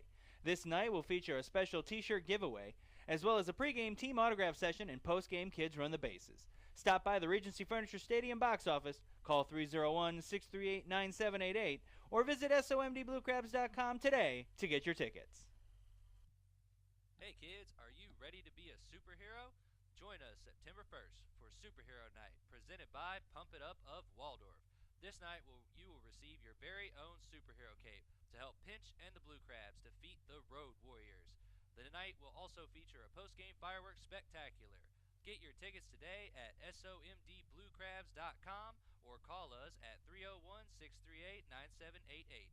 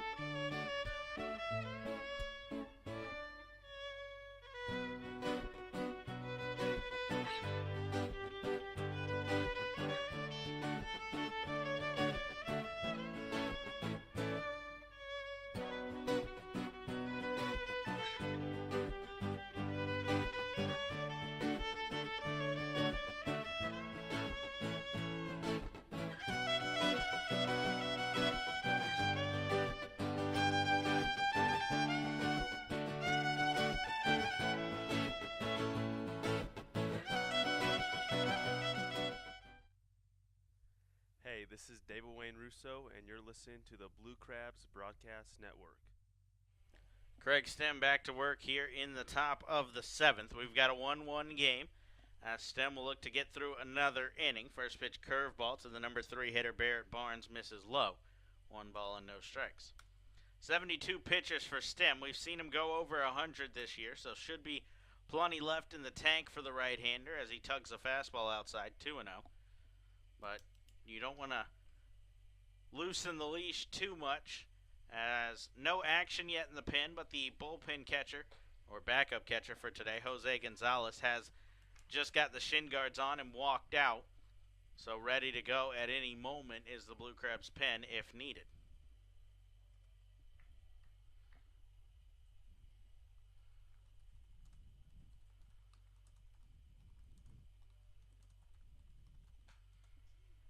A fastball is swung on and fouled back into the net here, so the count goes to 2 balls and 2 strikes to Barnes.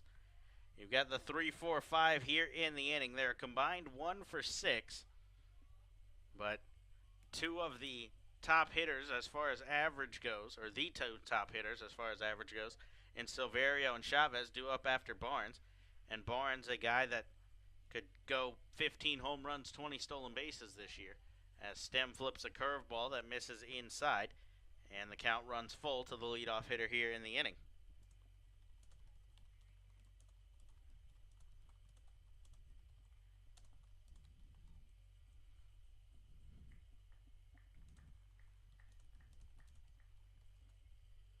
Another slider here as this one's popped up in foul ground. Martinez giving chase, but that's going to get well up into the seating bowl as the count will remain full. 3 balls and 2 strikes here.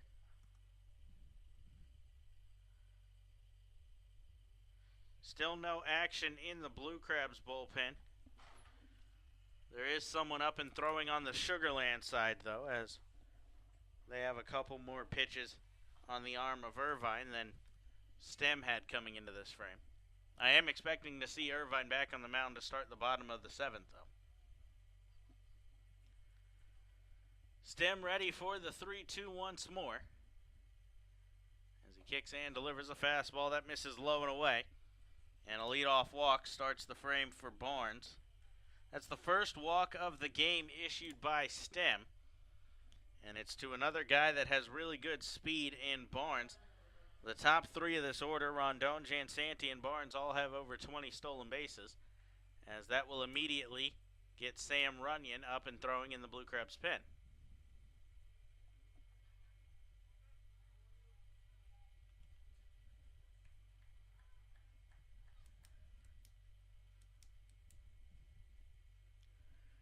So Juan Silverio digs in now. He's got 2 strikeouts on his line, as Stem's first pitch fastball misses high.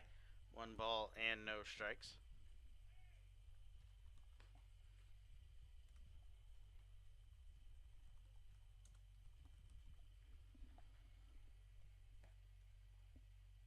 The 20 stolen bases for Barnes this year are career high. As a check on first, he's back in safe. But he steals bases at a 70% clip, 72 of 103 on his professional career. Another check on first. He's back in safe once more. Barnes' career high prior to this in a single season was 2015. He stole 17 bases between Double-A and High-A with Bradenton and Altoona in the Pirates organization.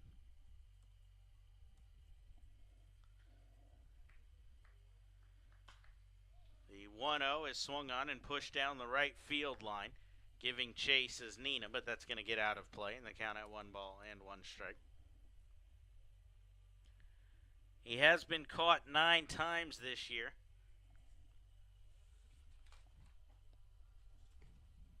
Has Barnes, so something to keep an eye on. The Blue Crabs have caught 27 batters in 160 attempts this year, as another check on first, but back in safely is Barnes.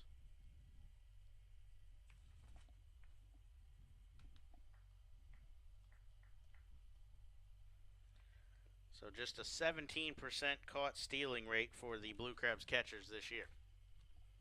Barnes fakes like he's going, but he holds as a fly ball sent out towards shallow left. Strasburger's coming on, and he'll make the catch for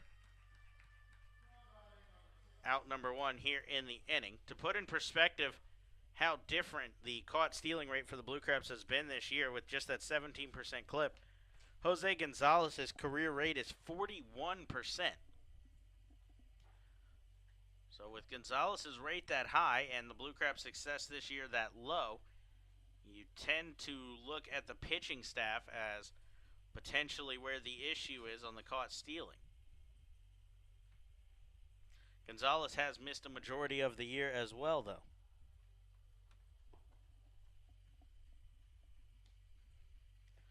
A check swing here as a slider will end up by Maddox and to the backstop. That'll send the runner Barnes into second. It's going to be a pass ball on Maddox, as now the go-ahead run is in scoring position.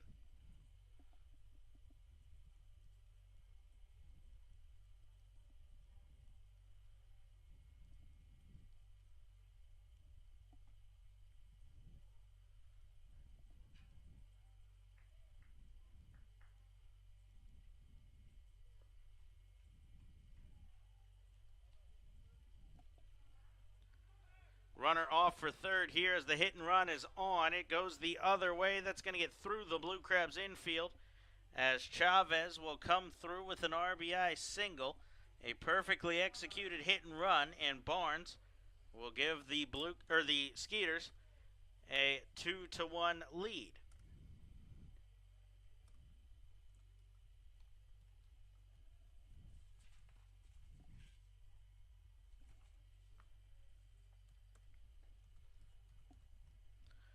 So Chavez puts it through the hole that was vacated by the second baseman Rosario, who was holding the runner at second.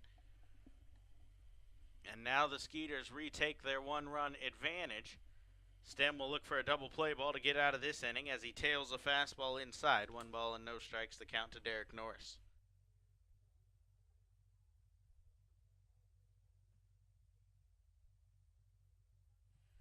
Norris opened the scoring for the Skeeters in the game, and for both sides actually, with a solo home run in the 5th. At the time, it was just the 3rd hit that Stem had allowed. As he goes to a slider here, a backhanded stop by Maddox, and the count at 2-0. Runyon continues to loosen up down in the Blue Crabs bullpen. Right-hander is close, if not fully ready to go, as Stem readies for his 87th pitch of the night. A sinker that misses low, and the count at 3 balls and no strikes.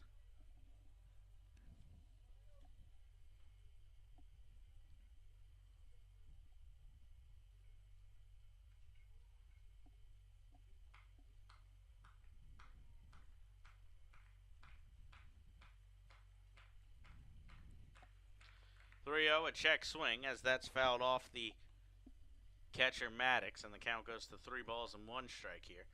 Interesting choice there to green light Norris with the 3-0 count in front of him, and Stem, who's been struggling with his command in this inning for the first time all game, showing maybe a little signs of wear on the mound.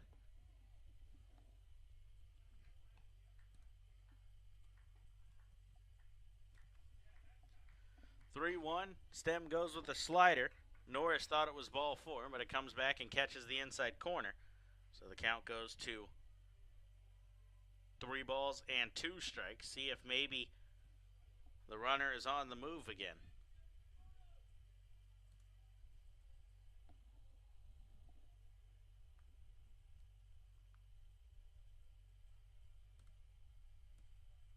Payoff pitch, runner is holding. Stem goes back to the slider, as that's going to miss low and away, and his second walk of the inning will put runners on first and second with 1 out, and that'll bring manager James Frisbee out to the mound, and he'll signal to the bullpen. So it looks like the day is done for Stem, as that pitch was number 90, and Frisbee will take the ball from his starter and hand it over to Sam Runyon. So when we return, Runyon takes the mound. He'll look to strand a pair of inherited runners when we come back on the Blue Crabs Broadcast Network.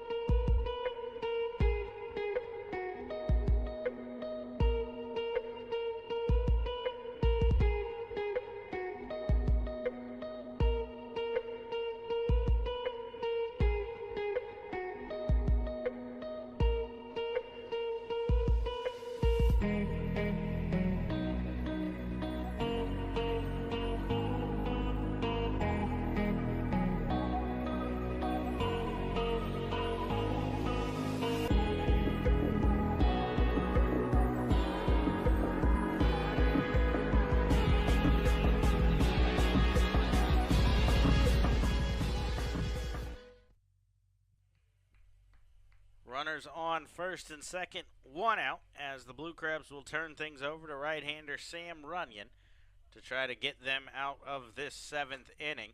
Runyon will have Albert Cordero to deal with as a first pitch fastball is fouled out of play, 0-1. So Craig Stem goes 6 1/3 innings. 4 hits for Stem. He walked 2, struck out 5. He's responsible for both runners that are on base at the current moment. Chavez on second and Norris on first. So the run line not final for him. He has 2 right now. If Runyon can strand at least one of these 2 runners, Stem will be credited with the quality start. Count at 1-1 strike. Runyon, 6'4", 220 pounds, out of Asheville, North Carolina. Features a fastball, 4-seamer and 2-seamer, as well as a slurve and a changeup as he goes with the fastball here. That's fouled back 1-2.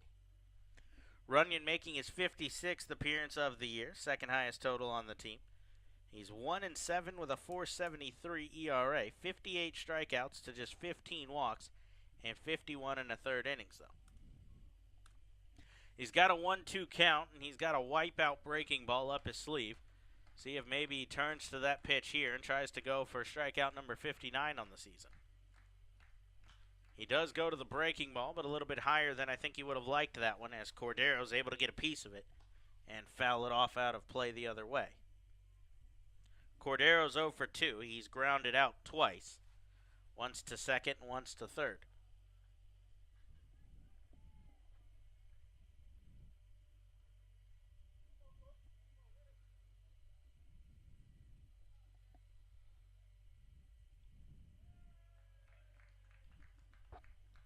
See if Stem can get a ground ball here, or Runyon, and get out of this inning. As he goes with a 2-seam fastball, tailing away from Cordero, but he's able to get a piece of it and foul it off. Cordero has double-digit home runs on the season. He's one of 5 Sugarland Skeeters to have that total, with the inclusion of Derek Norris, who hit his 10th back in the 5th inning. Runyon comes set up above his head. Kicks and delivers another 2-seam fastball on the inside part of the plate. But Cordero is able to fight it off at the last second, foul.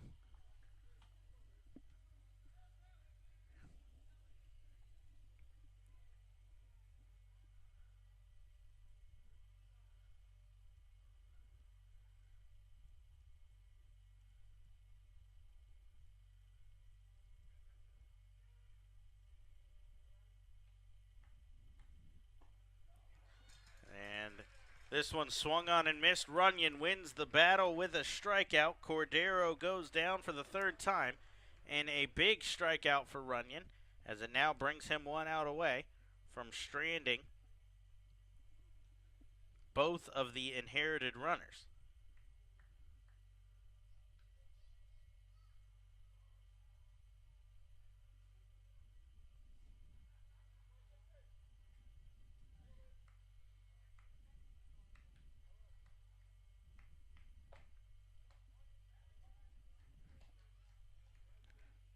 First pitch, a strike here to Dennis Phipps, who's the last obstacle standing in the way. Phipps is 0 for 2. He's grounded out and struck out to this point, as Runyon, ready for the 0-1, goes with a breaking ball. That's going to hit off the glove of Maddox and roll to the backstop. Both runners will advance. It is a passed ball, the second of the inning for Maddox, and that will bring the count to 1-1.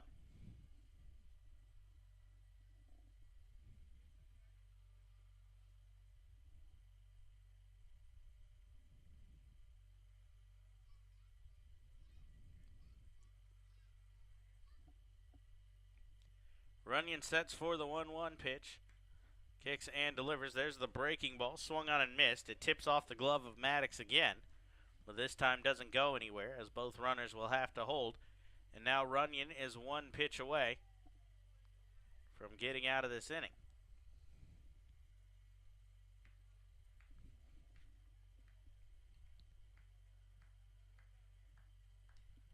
He inherited 2 runners. They stand on second and third with a 1-2 count and 2 outs here. The Blue Crabs trail 2-1. But if Runyon can get out of this, that's a big momentum boost going into the 7th inning stretch. As he readies for the 1-2, goes with a fastball, but pulls it a little bit too far high and outside, as the count will even up.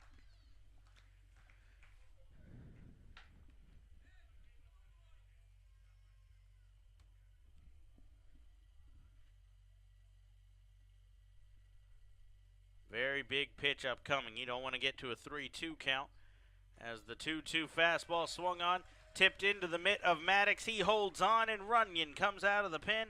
Back-to-back strikeouts for him as he escapes the inning. The damage is limited to just 1 run on 1 hit. No errors, 2 left on base and in scoring position for Sugar Land. They take the lead 2-1 in the inning, but it could have been worse if not for back-to-back strikeouts for Runyon. So the Blue Crabs trail by just 1 and got the 7-8-9 coming up on the other side of the 7th inning stretch on the Blue Crabs Broadcast Network. Dr. Milu and the courteous and professional staff at Cancer and Blood Disorders Treatment Center in Waldorf want you to know that for cases of cancer and blood disorders such as anemia, leukemia, and lymphoma, you don't have to travel all the way to D.C. or Baltimore to get high-quality, compassionate care close to home.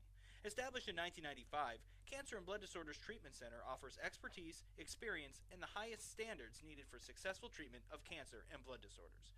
Dr. Milu is excited to be a part of the Blue Crabs family as the new sponsor of the Silver Sluggers program and games for the 2017 season. For more information or to schedule a consultation, call 301-638-1007 or visit cancerandblooddisorderscenter.com. This is Devin Rodriguez from the Southern Maryland Blue Crabs. Join us every Tuesday home game as we turn 2 with our new Double Play Tuesdays. These nights, tickets are buy one, get one free in the box office, as well as buy one, get one on select items at the concession stands. For more information or to get tickets today, please visit us online at somdbluecrabs.com or call us at 301-638-9788.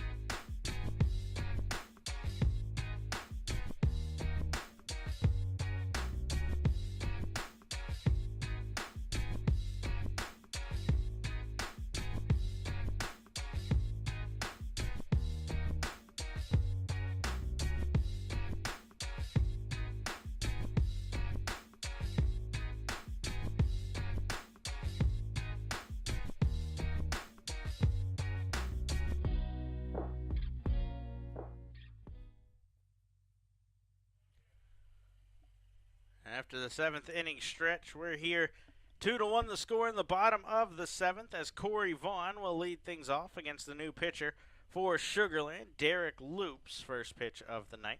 A fastball swung on and missed, and the count goes to 0-1. Loop making his 6th appearance for Sugar Land this season. He struggled in limited time as he flips one up here that swung on and missed, 0-2. In those 5 appearances, he's given up 9 hits, walked 1, leading to 4 runs in 5 innings. He does have 7 strikeouts, but a .720 ERA. He'll step off the rubber here and reset. Loop is 6'3", 220 pounds, out of Corona, California. He works out of the stretch. At his belt comes set. Now kicks and delivers. A foul ball from Vaughn here. Loop, a long time Atlantic Leaguer. He was originally a 23rd round draft pick of the Cleveland Indians out of California State University in Los Angeles.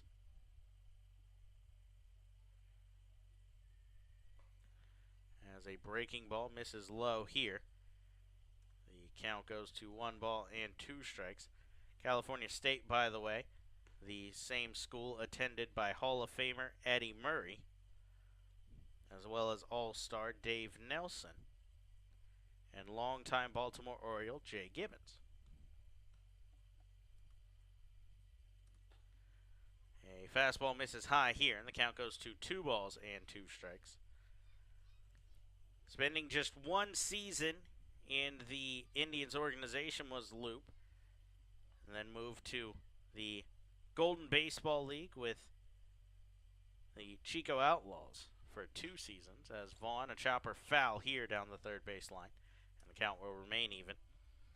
He drew the attention of the Boston Red Sox organization in his second year with Chico after going 3-0 with a 1.53 ERA.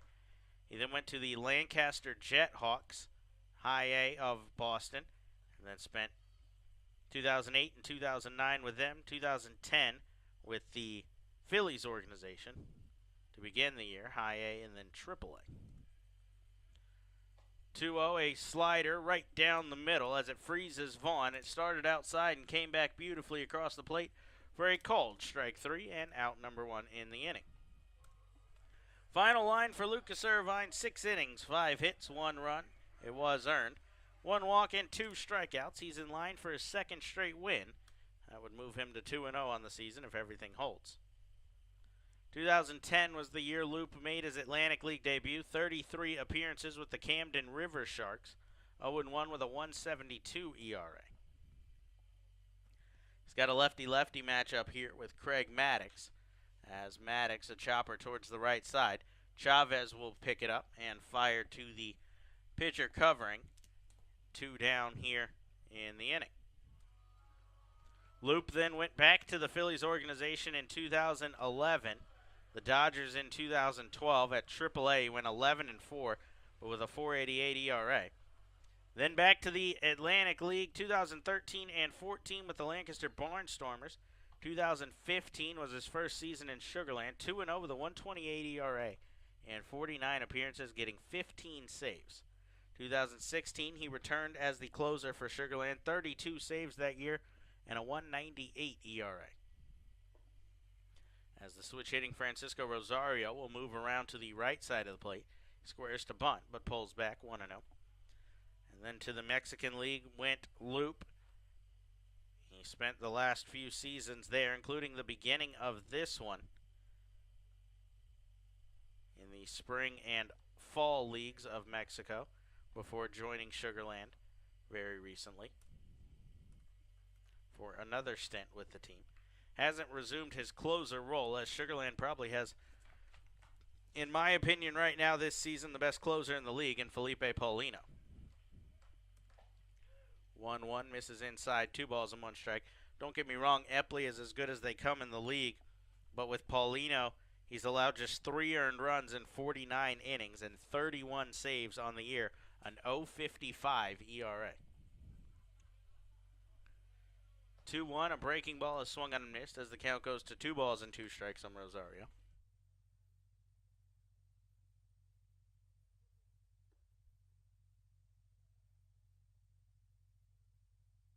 Looks like Ryan Chafee is up and throwing in the Blue Crabs pin, the setup man for them. As Loop's 2-2 is fouled off of the foot of Rosario. He's hobbling around a bit outside the right-handed batter's box and up the first baseline.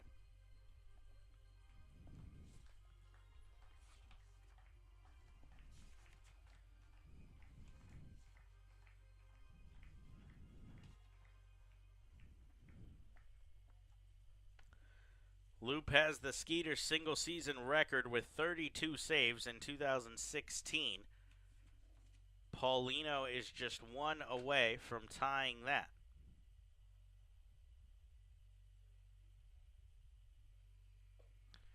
Curveball here, taken for strike 3, as 2 strikeouts in the inning, both looking in a 1-2-3 frame for Loop. No runs, no hits, no errors, nobody left on base, and we'll head to the 8th. 9-1-2 will face Chafee when we return on the Blue Crabs Broadcast Network.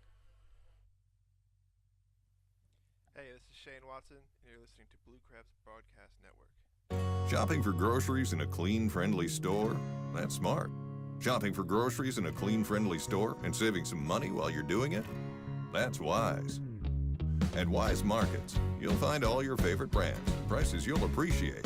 That means more meat for less money, more dinner for less dinero, and more milk for less moolah. Stop by a Wise Market today. Eat better, spend less. That's Wise.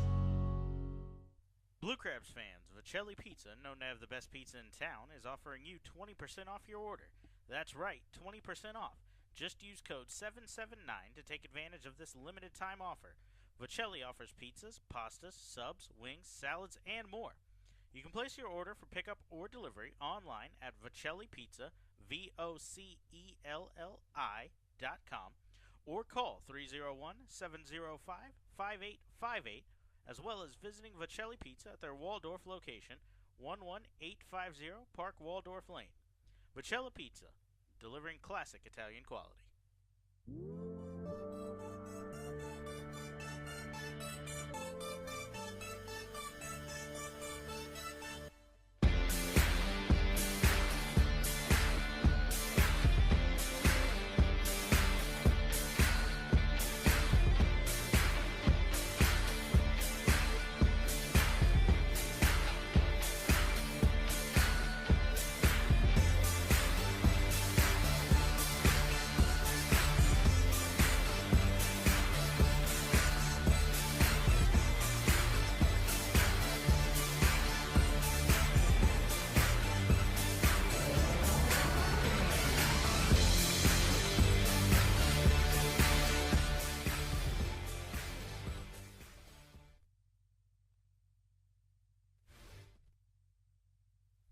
Hey, this is Craig Stem, and you're listening to the Blue Crabs Broadcast Network.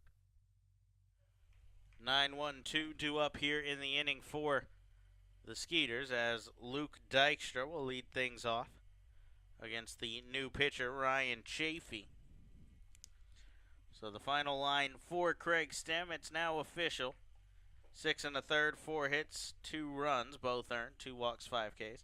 Sam Runyon comes in and goes 2/3 of an inning, strikes out both batters he faces. Now Chafee misses outside on the 1-0, and the count goes to 2 balls and no strikes.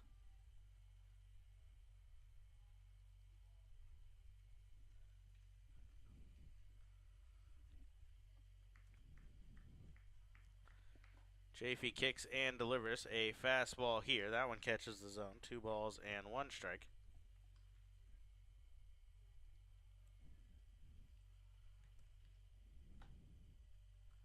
'62nd appearance of the season for Chafee. That leads the league, as this one will make the count 2 balls and 2 strikes.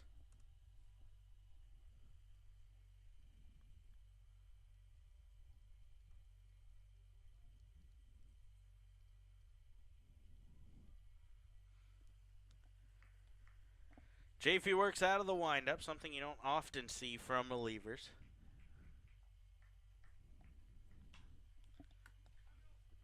But a fly ball towards shallow right here.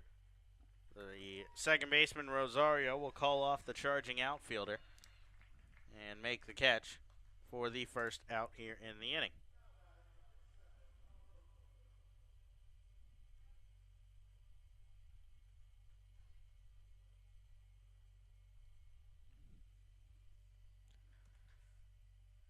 Chafee working on 5 straight appearances without an earned run. The last time he faced the Skeeters in Sugar Land, back-to-back appearances, 2 innings, 3 hits, 2 walks, 2 runs. They were unearned. He's got 9 strikeouts in his last 5 innings, including 2 in 4 straight appearances as he misses his first pitch to Rondon here. 1 ball and no strikes. 1-0 fastball on the outside corner, as that'll even things up at 1 ball and 1 strike. Chafee on the year against Sugar Land. 9 1/3 innings, 7 runs, 5 of them earned, 11 walks and 10 strikeouts. Squaring to bunt here is Rondon, as that one's going to be fouled off of the catcher, Maddox. So the count will go to 1 ball and 2 strikes. For Chafee, this is the 11th time he's seen Sugarland. That's also a team high.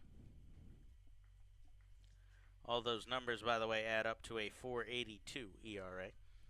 Blue Crabs as a team, a 6.09 ERA against Sugarland, so that's going to dramatically drop if things continue on in this game the way that they are, as Rondon will weakly foul one off to stay alive.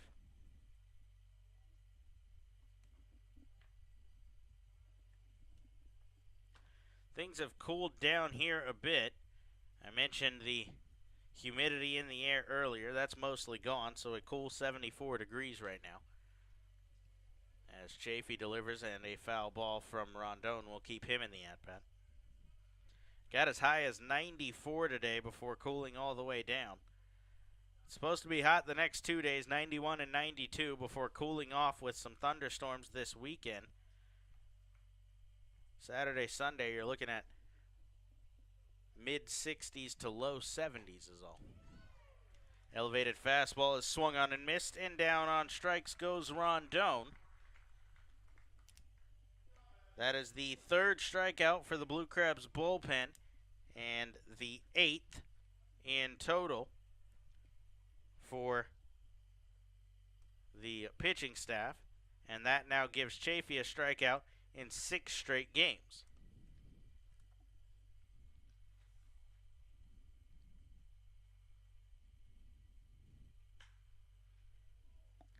First pitch swinging here is Jan Santi. It's a fly ball right at the right fielder, Nina.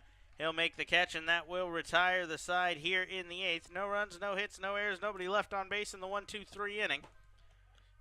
Top of the order up for the Blue Crabs in the bottom of the 8th. They'll look for 1 to tie or 2 to take the lead when we return on the Blue Crabs Broadcast Network. Hilltop Signs and Graphics is the official signage partner of the Southern Maryland Blue Crabs this 2018 season and specializes in custom signage, vehicle wraps and decals, site lighting, and much more. Since 1992, Hilltop's top priority has been providing customers in the DMV area with the highest quality product. Call today at 301-373-7878 to start your project or visit hilltopsignsmd.com for more information. Hilltop Signs and Graphics, where design, fabrication, and installation is our expertise. Blue Crabs fans, your group of 20 or more can join us all season long with any of our several group hospitality areas at Regency Furniture Stadium. Our spacious and modern amenities can entertain your group starting at just $10 per person. The open-air picnic pavilion, upscale Legends Club, or luxury suites provide the backdrop for great nights at the ballpark. Call group sales at 301-638-9788 for more info or to book your group today.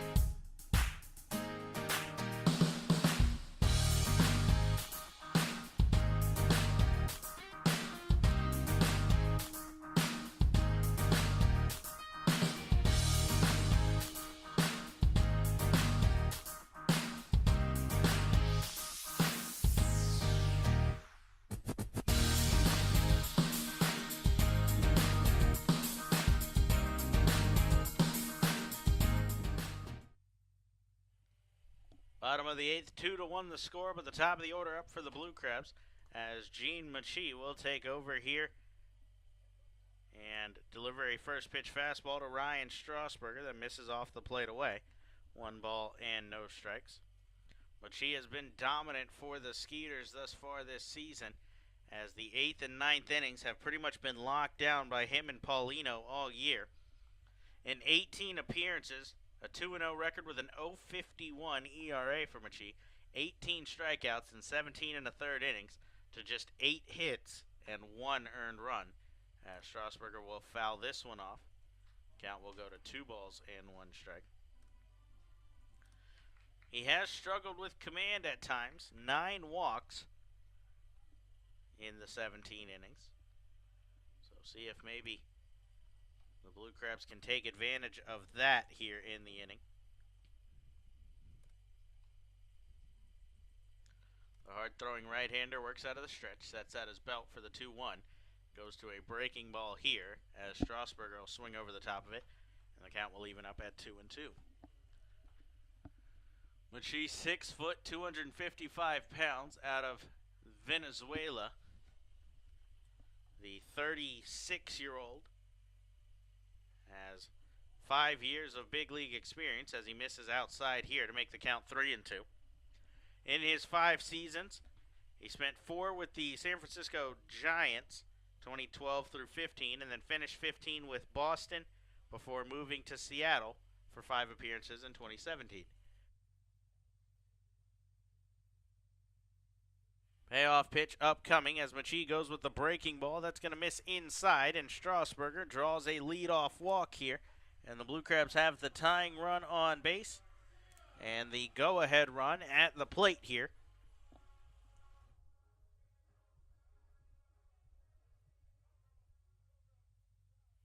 Looks like they've got Drake Britton up and throwing in the pin as well, as Edwin Garcia will come to the plate. He's 1 for 2 with a single and a run scored. He also drew a walk in the game.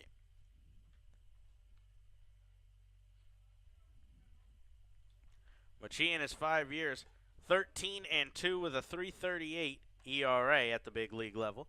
152 strikeouts in 191 innings as he's got an elevated fastball to swing through here from Garcia, 0-1.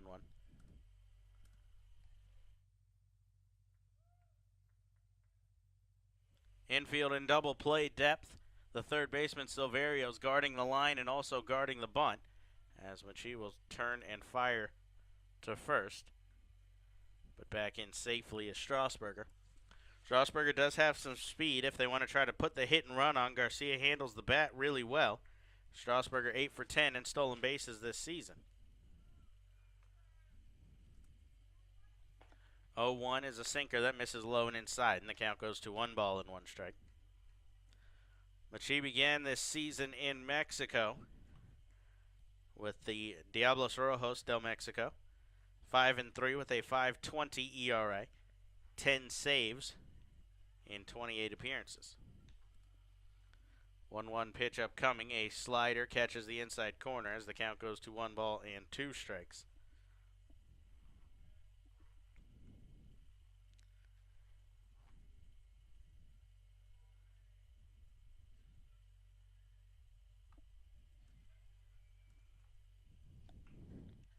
Strasburger extends his lead off of first ever so slightly. That does catch the attention of Machie, who fires to first and dives back in safely, 1-2.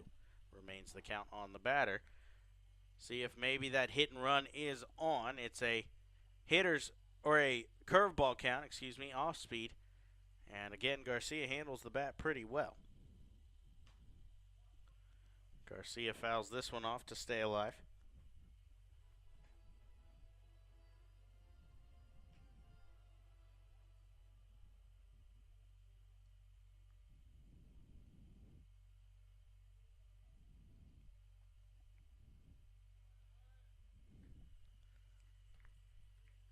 One, two, still the count as Machie, with a long look in at his catcher, Norris, shakes off a pitch.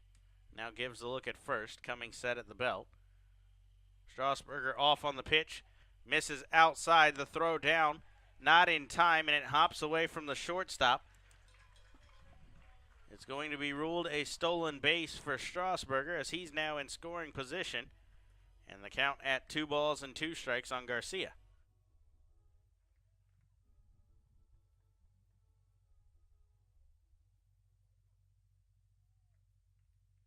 Now if you're Garcia, you got to shorten up and find a way to put this ball in play, preferably to the right side of the infield on the ground somewhere that can set up another sacrifice fly. That's how the Blue Crabs got the first run of the game.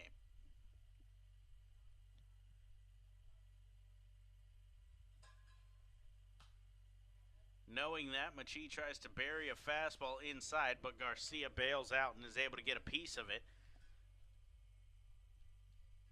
He was really trying to go the other way, and Machi's two-seam fastball just kept coming in on him, so he ended up slapping it foul.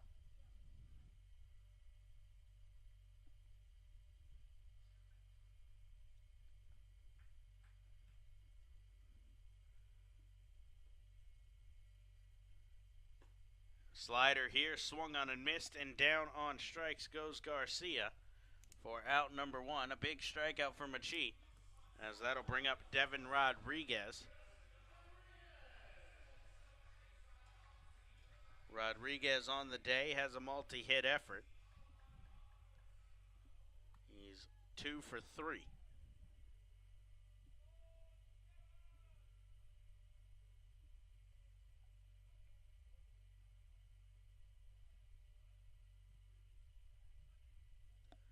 See if he can come up with his third hit and potentially drive in the tying run.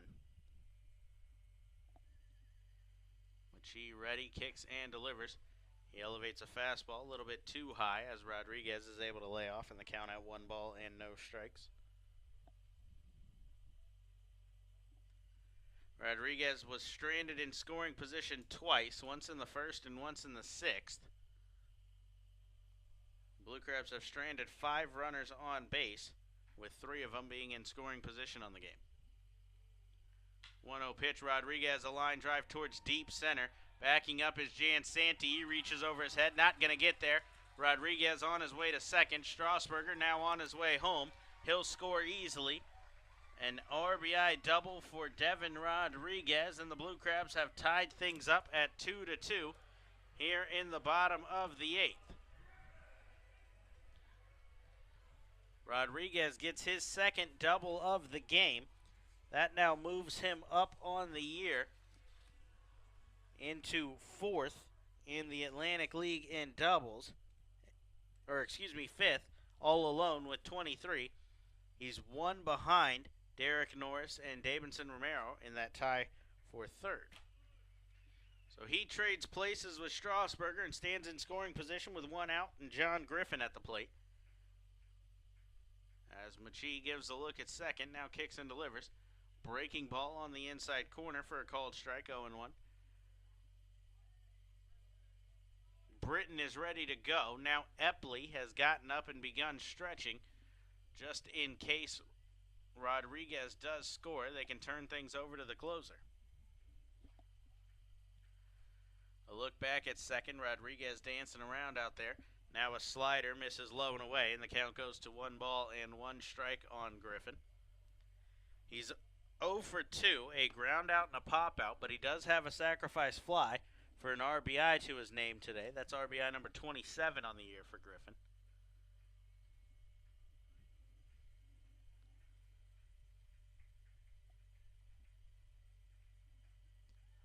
Look back, now ready for the 1-1. A major league pop-up, but right to the shortstop, Rondon, as he's battling the lights, backtracking into the outfield, but he'll hang with it and make the catch for out number 2.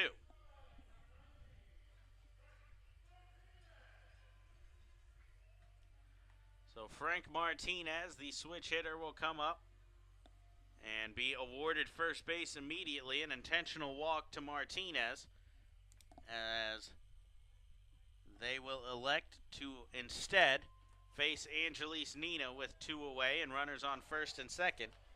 That sets up a force out at a number of different bases, third, second, and first, as that's the 11th intentional walk issued to the Blue Crabs this year and the first for Frank Martinez. But it sets up the force out at any base, and it also sets up a righty-righty matchup for Machi. That would favor the pitcher as he readies for the first pitch to Nina, a slider right there for a called strike, 0-1.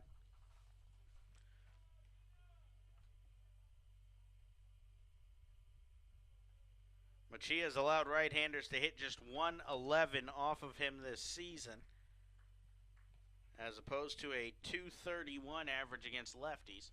So that's not bad either, but he has been absolutely dominant against right-handed hitters. So using that to set up this opportunity here with Nina.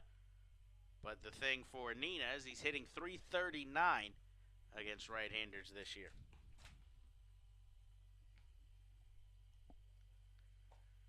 The 1-1, a fastball misses outside as the count goes to 2 balls and 1 strike.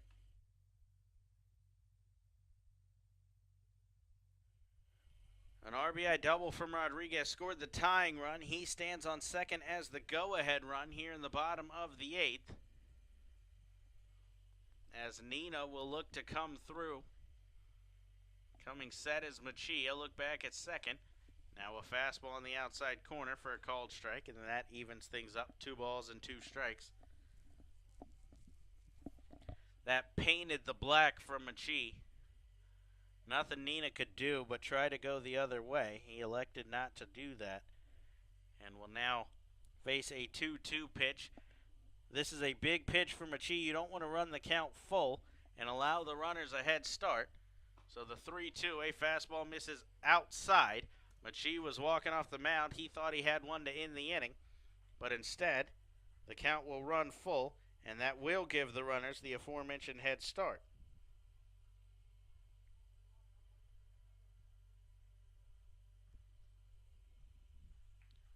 So Rodriguez and Martinez will be off on the pitch.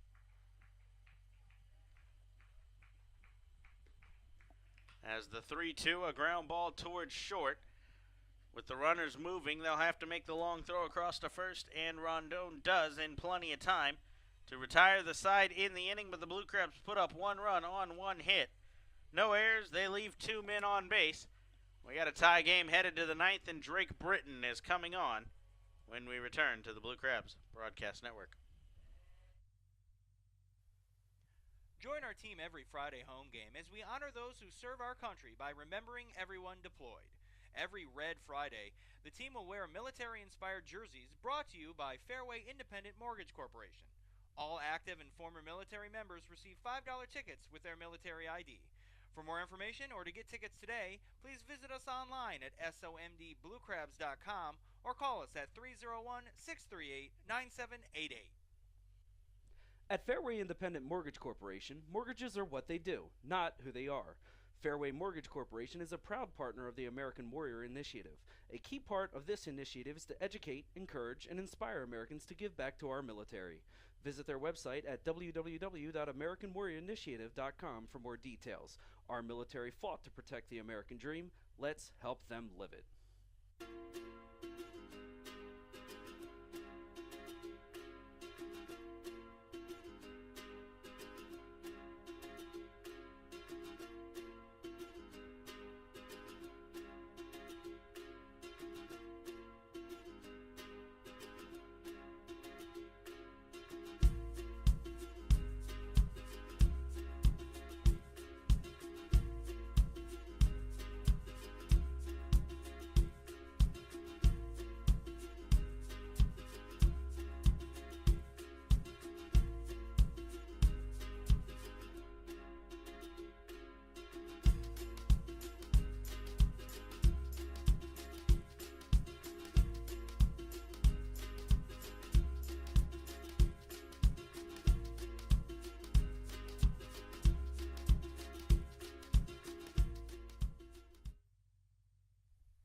Hey, this is Cody Epley, and you're listening to the Blue Crabs Broadcast Network.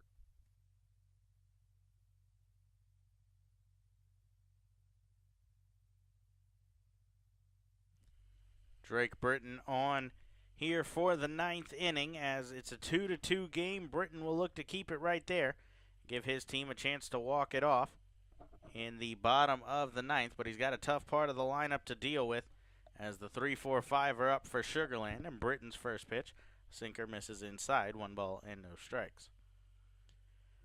For Britton on the year, this is appearance number 25. He made 14 starts. This will be his 11th appearance in relief. He's 4-5 with a 6.36 ERA, as a sinker catches the inside corner this time, 1-1. 6'2", 230 pounds out of Waco, Texas. Features that sinker that we've seen a couple of times, a four-seam fastball, a slurve, and a changeup. Barrett Barnes is 0 for 2, but he walked and scored a run in the 7th. As a sinker misses outside here. So the count goes to 2 balls and 1 strike. A hitter's count here for Barnes.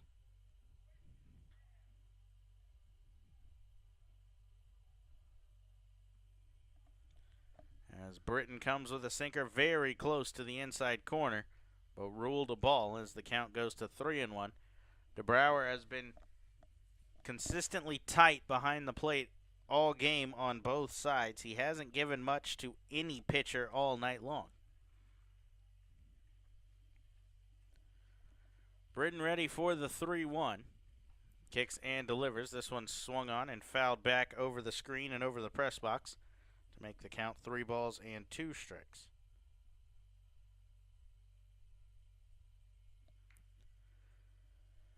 Britton in his second season in the Atlantic League. He spent last year with the Bridgeport Bluefish. The Blue Crabs selected him in the dispersal draft when Bridgeport disbanded and turned into the Road Warriors. He went 4-1 with a 3.68 ERA and 34 relief appearances for Bridgeport. As Barnes hits a ball high and deep to left field, Strasburger backing up. He'll make the catch just onto the warning track for the first out here in the 9th. A loud out number 1, but that's all it was as Britton gets the first batter retired, and that'll bring up Juan Silverio. He's 0 for 3 with a pair of strikeouts.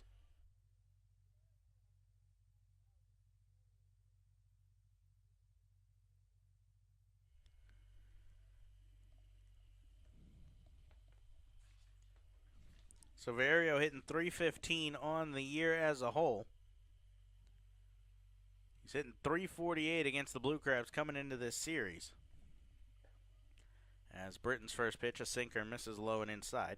1 ball and no strikes. Matt Chavez awaits on deck. He's got a pair of hits, a triple and a single.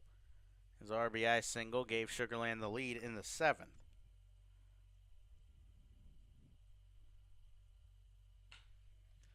Chopper towards short here. Garcia fields. Now fires across to first. Plenty of time to get Silverio as 2 down now in the inning.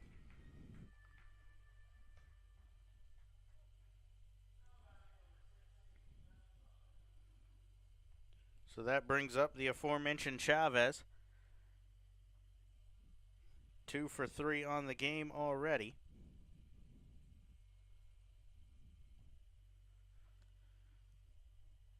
He's the last obstacle for Britton as he looks to set up the Blue Crabs with a chance to walk things off in the 9th. Southern Maryland already has a walk-off in this homestand, a home run from John Griffin. They've got 7 on the year. As Britton's first pitch to Chavez misses, 1 ball and no strikes.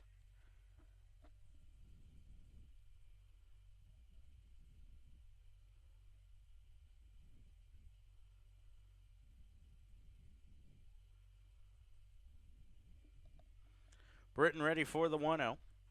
Sinker is swung on and missed as the count goes to 1-1. Look ahead to the bottom of the 9th. The Blue Crabs have the 7-8-9. Vaughn, Maddox, Rosario. Vaughn leads the team in home runs on the year, though. So something to be wary of moving forward.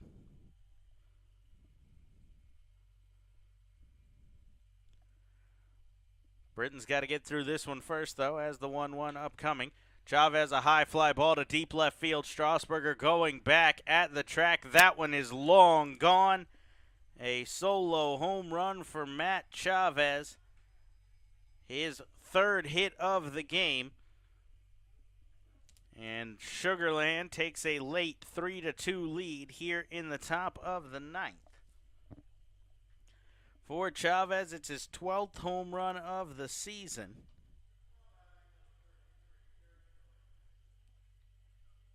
As that will bring in Derek Norris, who also has a home run on the game. We mentioned earlier the power that this Sugarland team possesses. They're showing that here in this game with 2 home runs already. That's home runs number 101 and 102 on the season for them.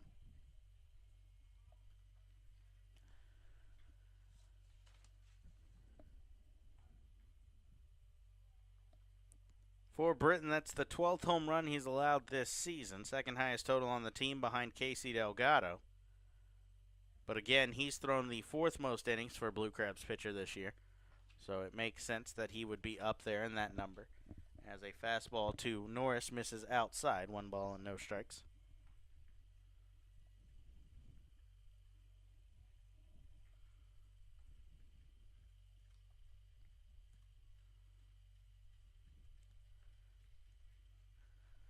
One-0 pitch upcoming. Britton with a fastball that goes well high and outside, and the count at 2 balls and no strikes. Sugarland already clinched their playoff spot in the first half. Long Island with a 1-game lead over the first half champion on their side, Somerset Patriots. Sugarland on the Freedom Division side with a 6-game lead over both the Barnstormers and the York Revolution on the second half. As Britton delivers a fastball that misses high and inside, 3 balls and no strikes. When you look at the scoreboard tonight, Long Island will extend their lead by half a game over the Patriots because they've got a 6-2 lead heading into the 9th. York already has a win today. The Ducks and Barnstormers with the night off. As Britton gets a called strike here to make the count 3-1 and avoids the 4-pitch walk to Norris. So the playoff race going to be very tight coming down the wire here. If Long Island loses the second half to Somerset in the Liberty Division, that'll open up the opportunity for 2 wild cards, assuming Sugarland holds on. As a foul ball on the right side here, Rodriguez giving chase, and he'll make the catch in foul ground to retire the side. But the Skeeters take the lead on a solo home run from Matt Chavez. 1 run on the 1 hit, no errors, and nobody left on base. Before we go to break, a look at the wild card standings. You've got Lancaster leading the way. They've got a 4-game lead over the, or 5-game lead, over the Long Island Ducks. And a 6-game lead over the York Revolution. So it's going to be tight coming down to the wire. We'll keep you updated with that. But first, Blue Crabs trail 3-2 heading into the bottom of the 9th. 1 to tie it, 2 to win. Vaughn leads it off when we return on the Blue Crabs Broadcast Network. Fans, is your family or work holiday party looking for a venue this coming fall or winter? Look no further than the newly renovated Legends Club at Regency Furniture Stadium, brought to you by the Blue Crabs. Numerous food and drink options and great flexible features mean the Legends Club will make your event the hit of the season. Call a sales executive today at 301-638-9788 for more information or visit somdbluecrabs.com. TN Bose Heating and Air Conditioning is proud to present Fans for Our Fans at Regency Furniture Stadium once again this 2018 season. When the temperature at game time is expected to be a scorcher, TN Bose will do what they do best, keep you always the right temperature, by providing hand fans to the first 200 guests entering the stadium that day. Learn more about their technologically advanced Aero-Seal duct sealing procedure online at tnbose.com. TN Bose for all your air conditioning and heating needs. Blue Crabs fans, your group of 20 or more can join us all season long with any of our several group hospitality areas at Regency Furniture Stadium. Our spacious and modern amenities can entertain your group starting at just $10 per person. The open-air picnic pavilion, upscale Legends Club, or luxury suites provide the backdrop for great nights at the ballpark. Call group sales at 301-638-9788 for more info or to book your group today.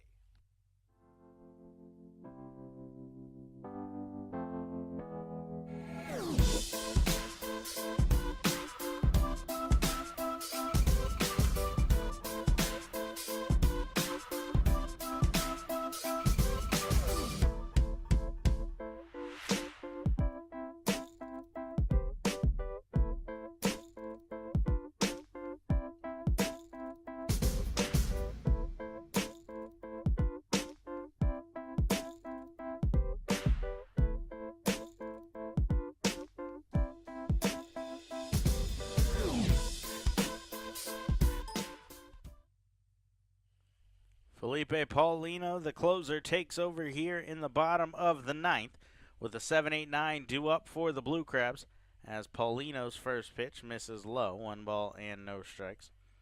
Mentioned the dominance of Felipe Paulino this year. A minuscule ERA coming into this game, 0.54 in 50 appearances. He's allowed just 3 earned runs. Check swing here from Vaughn. First base umpire Jim Clayton says he doesn't go around, and the count goes to 2 balls and no strikes. Paulino has allowed 10 runs on the year, but as I mentioned, just the 3 earned. He's also got 66 strikeouts to just 18 walks and 24 hits in 49 and a third innings. He sets here for the 2-0 pitch to Vaughn. Kicks and delivers. Fastball swung on and missed. The count goes to 2-1. Paulino with a league-high 31 saves on the season. That is 1 away from tying the Sugarland record for saves in a single season. That's held by Derek Loop, who we saw in the 7th. 32 was set back in 2016 as Paulino gets one across for a called strike here to even things up at 2-2.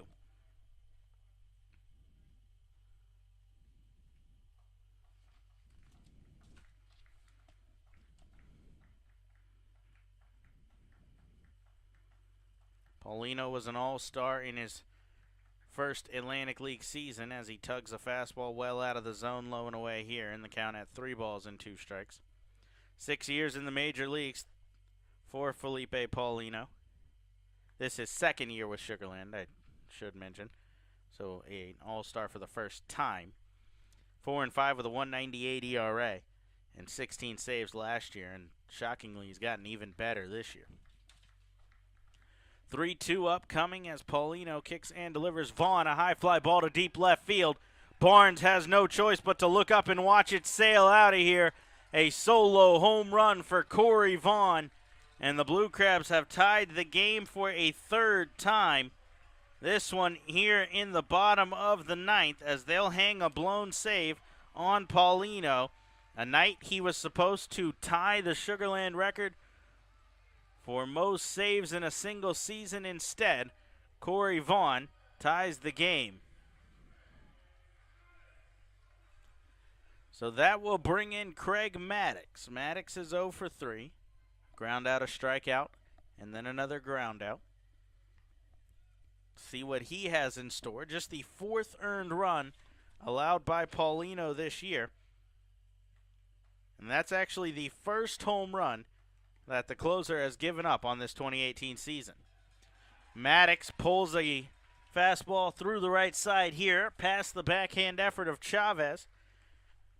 And Maddox is aboard with his first hit of the night as he stands on first with nobody down.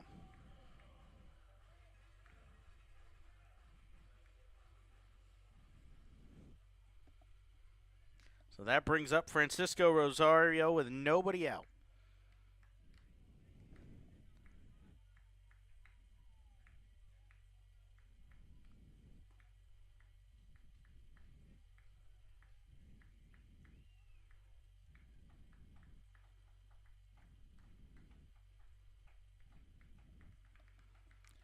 See if Rosario's bunting here to try to move the winning run into scoring position. As Paulino sets, Rosario does square, pushes back to the mound. It's off the glove of Paulino. He was going to throw to second. Instead, he overthrows first.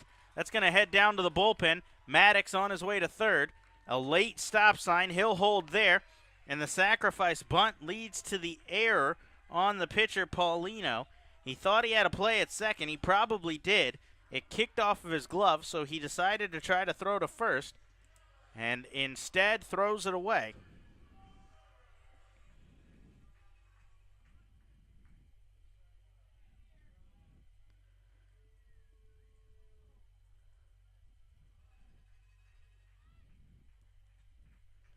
Now an intentional walk issued to Strasburger, as that will bring in Edwin Garcia.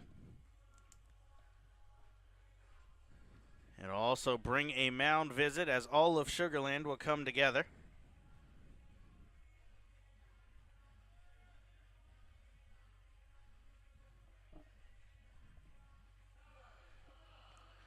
So after the entire team comes together for the visit, the infield obviously going to be pulled in here, trying to get the force out at the plate.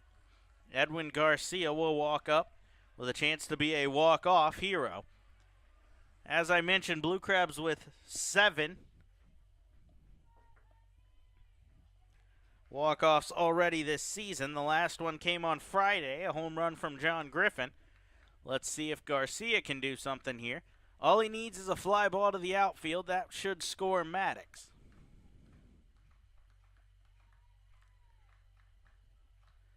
Paulino sets.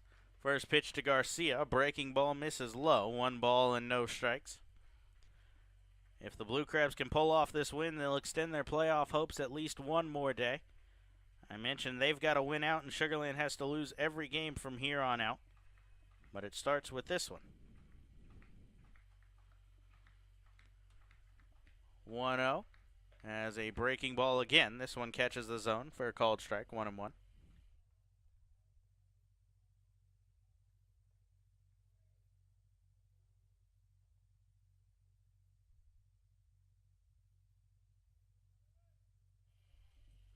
Maddox on third, Rosario on second, and Strasburger on first. None of the second two matter right now. Maddox would end the game if he can cross, as Paulino tugs a fastball outside. 2 balls and 1 strike.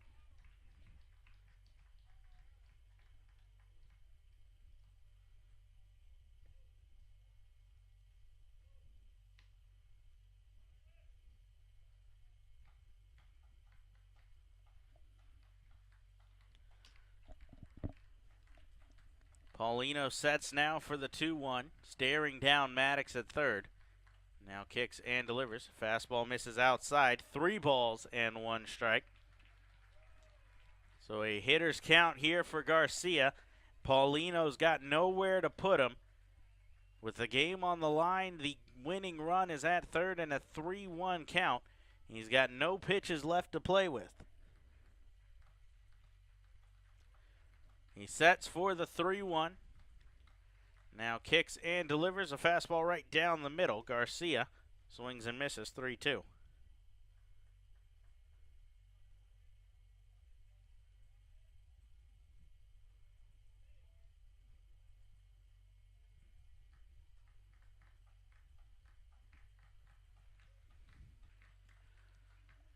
Paulino ready for the payoff pitch. Again, nowhere to put Garcia here as the 3-2 on its way. Fastball swung on and missed, and Garcia is down on strikes. A big strikeout there for Paulino, as that now gives him the opportunity to have the infield back up and set up a potential double play to get him out of this inning.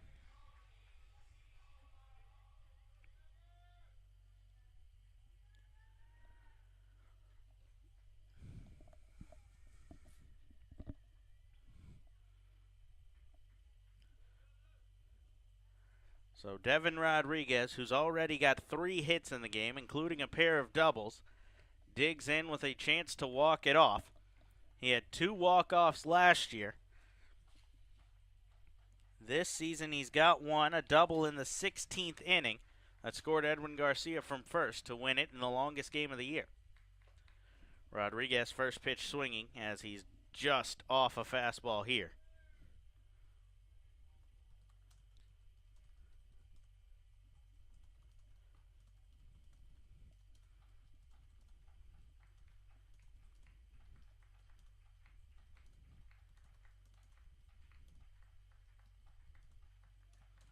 So Paulino ready for the 0-1. Kicks and delivers. Rodriguez swings through a fastball again as the count goes to no balls and 2 strikes.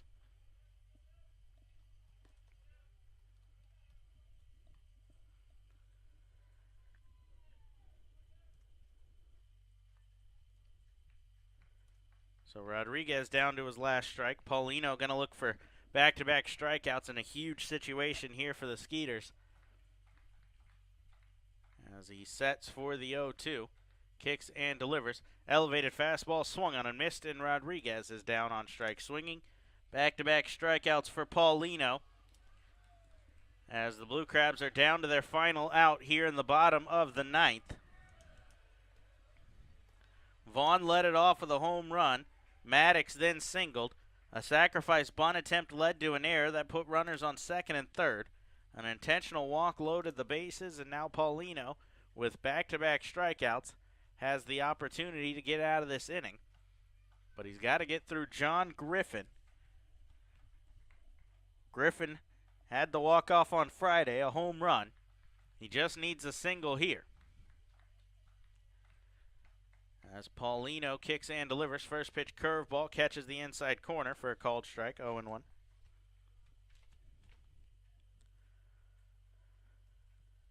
Paulino has not had a wild pitch all season long. He's stayed well within the zone. We mentioned the low walk total and everything. So that's pretty much out of the question right here. It's going to take a hit to get the job done. 0-1 breaking ball. This one close to that wild pitch, but smothered by Norris, who makes a great stop to keep the game going at the count 1-1.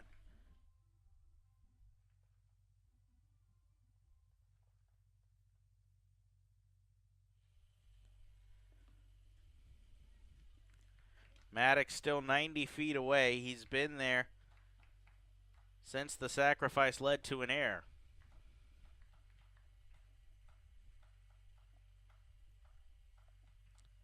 Ready for the 1-1 is Paulino. Kicks and delivers a fly ball off the bat of Griffin towards shallow left, or right, excuse me. Phipps coming on. And Phipps is underneath it to make the catch and retire the side in the inning. Vaughn ties it with a solo home run. And the Blue Crabs load the bases, but are unable to walk it off. 1 run on 2 hits, 1 error, and they strand 3 on base. So we're headed to extras. To the 10th we go. 7-8-9 will lead it off for the Skeeters when we return on the Blue Crabs Broadcast Network. Hey, this is Brandon Compton, and you're listening to the Blue Crabs Broadcast Network. Celebrate the history of our national pastime at the National Baseball Hall of Fame and Museum in Cooperstown. See priceless treasures that will bring your baseball memories to life. Cooperstown is where you, your family, and your friends can relive baseball's greatest moments and honor the all-time greats of the game. Plan your family visit today at baseballhall.org. Pet lovers, kick off the Labor Day holiday right and join the Blue Crabs on Sunday night, September 2nd for our final Bark in the Park night of the season.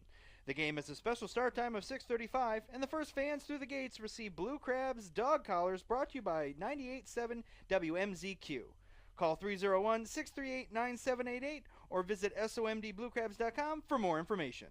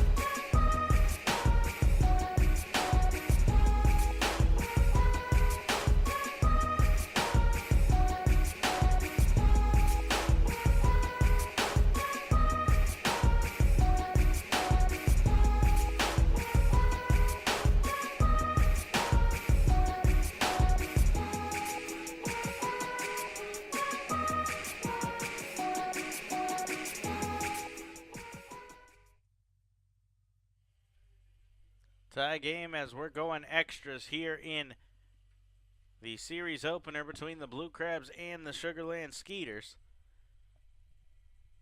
As Paul Clemens takes over on the mound, and his first pitch is a fastball that misses high to Albert Cordero. 1 ball and no strikes. Cordero, a line drive towards right here, right at Nina, as it'll take Clemens 2 pitches to get 1 out of Cordero. Fourth reliever to throw, you've got Ryan Chafee with an inning after 2/3 of an inning from Sam Runyon, where he stranded a pair of inherited runners. Drake Britton got the ninth. He gave up a solo home run to Matt Chavez that put Sugarland back on top.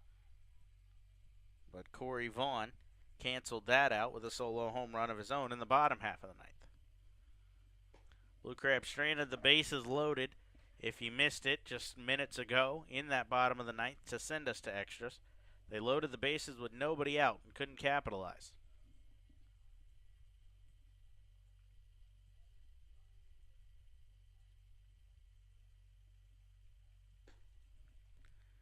Clemens kicks and delivers. This misses outside, and the count at 1 ball and 1 strike.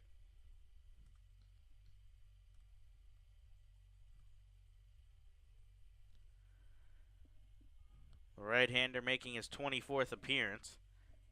His 12th relief appearance. He had 12 starts as well, as this one's fouled back.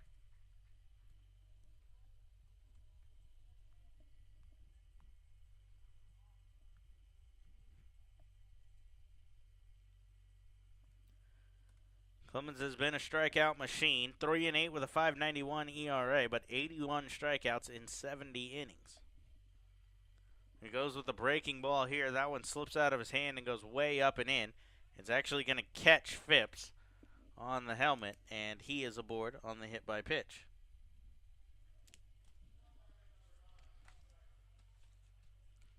That'll bring up Luke Dykstra, 0 for 3. Couple of ground outs and a pop out. Fourth batter that's been hit by Clemens this season.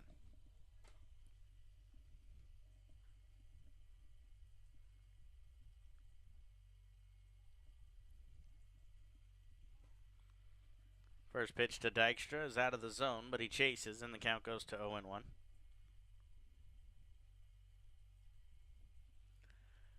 Clemens features a fastball, curveball, slider, and a changeup.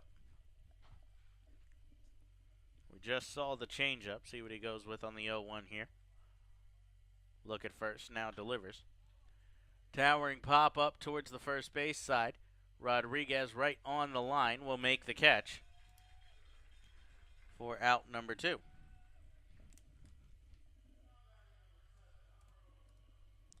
So that turns the lineup back over to the top as Alvaro Rondon will dig in. Rondon's 1 for 4. He singled in the 4th, but lined out, grounded out, and struck out. Got great speed. We saw him square to bunt once already. See if maybe that's in the book here. With 2 outs, trying to extend things to Jan Santi, the MVP candidate. Swinging away, though, is Rondon as he fouls one back into the screen. And count at 0-1.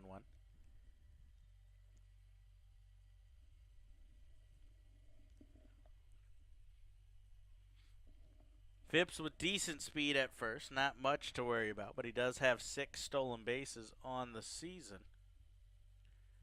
He's 6 for 6, actually, in stolen base attempts, as this pitch misses outside. 1 ball and 1 strike.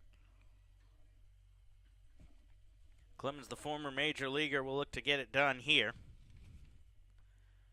Spent some time with the Houston Astros as well as the Padres and Miami Marlins. 66 career MLB games. Sets for the 1-1. Runner off a line drive back up the middle. Clemens snags it, and that will retire the side in the inning. Right at Clemens, but he makes the catch. Very scary moment there, but instead, the inning is over. No runs, no hits, no errors. 1 man left on base. Another chance for the Blue Crabs to walk it off. In the bottom of the 10th, Frank Martinez leads it off when we return to the Blue Crabs Broadcast Network. Hey, this is Sam Runyon, and you're listening to the Blue Crabs Broadcast Network. University of Maryland Charles Regional Imaging provides state-of-the-art, high-quality equipment and imaging tests that give you and your provider the information you need. Their outpatient imaging center focuses on high quality, comfort, and convenience. Compassionate team members are committed to delivering the most remarkable experience in every dimension and strive to address your needs quickly. Located at the UM Charles Regional Pavilion in La Plata, or visit them at charlesregionalimaging.com. Ladies, this is Corey Vaughn. Be sure to join us at the ballpark every Wednesday night for Wind Up Wednesday presented by Cove Point Winery. On select Wednesday nights throughout the year, ladies get in for just $5. You can also enjoy free wine samples from Cove Point, as well as free services from Therapeutic Massage and Wellness. For more information and the available dates, please visit us online at somdbluecrabs.com or call us at 301-638-9788.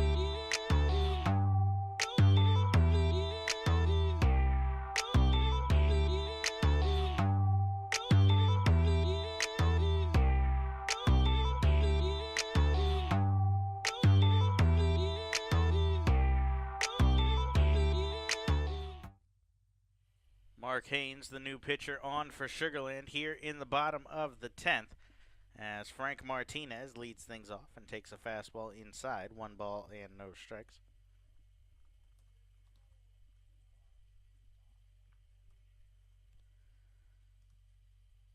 Haynes comes on after the blown save from Felipe Paulino, as this misses outside, or excuse me, catches the zone.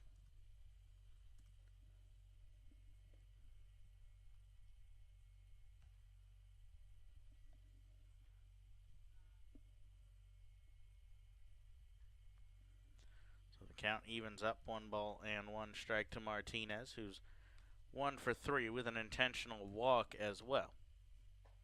1-1 fastball paints the inside corner, as that'll make the count 1 ball and 2 strikes. Martinez, Nina, and Vaughn due up in the inning. Vaughn had the home run in the bottom of the 9th that tied things up. 1-2 pitch to Martinez. It's a changeup, and he's able to get a piece of it to stay alive.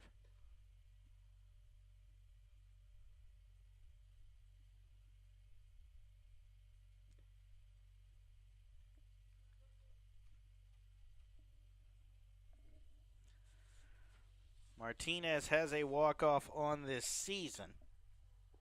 It was a single in the 11th on July 8th. So much earlier this year against the York Revolution. Haynes ready for the 1-2 as he nods his head, now starts his windup. Martinez, a high fly ball to left field. Barnes taking a couple steps back, but it's playable for the left fielder, and he'll make the catch for out number 1. Haynes on the season, another one of the dominant Sugarland relief corps.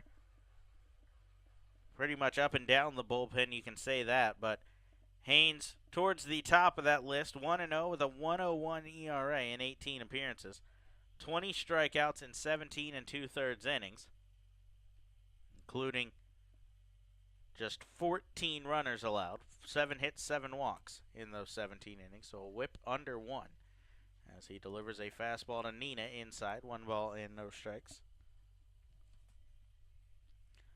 Blue Crabs with just 1 walk-off home run this season. It was the one from Griffin on Friday.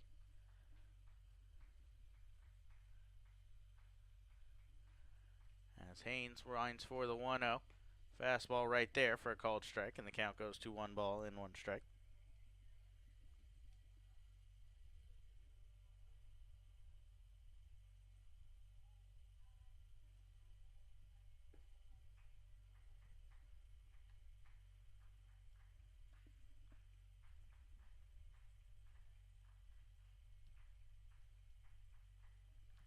Haynes ready for the 1-1 as this one's chopped foul towards the Blue Crabs dugout, and the count goes to 1 ball and 2 strikes. Nina hitless on the night.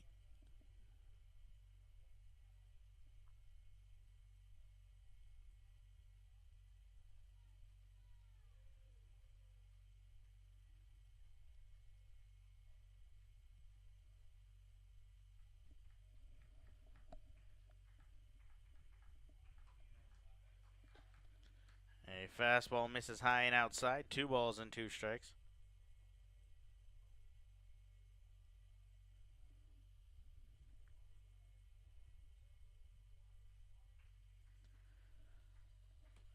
Vaughn on deck. He's already got a home run to his name. See if Nina can get on base for him. As Haynes delivers the 2-2, that one's fouled back out of play. In extra innings this year, the Blue Crabs are 8-3, including 6-1 here at home.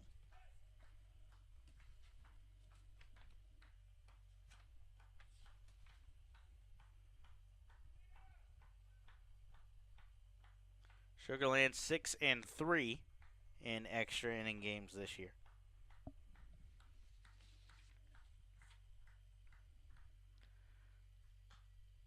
2-2 upcoming. Nina will foul this one back out of play.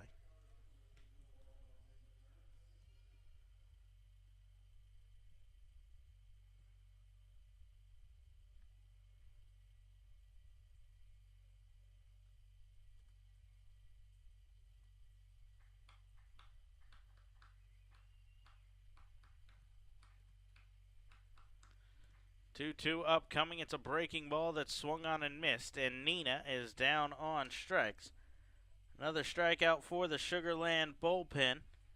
They've now got 6 to their name, and Haynes is 1 out away from a 1-2-3 inning.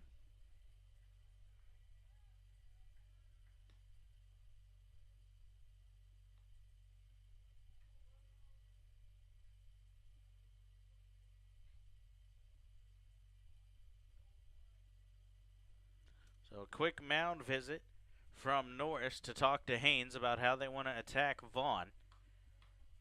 They saw what he could do to a fastball in his last at-bat, but Paulino fell behind him and had to give him one. Haynes goes with the first pitch breaking ball. It stays high and inside. 1 ball and no strikes.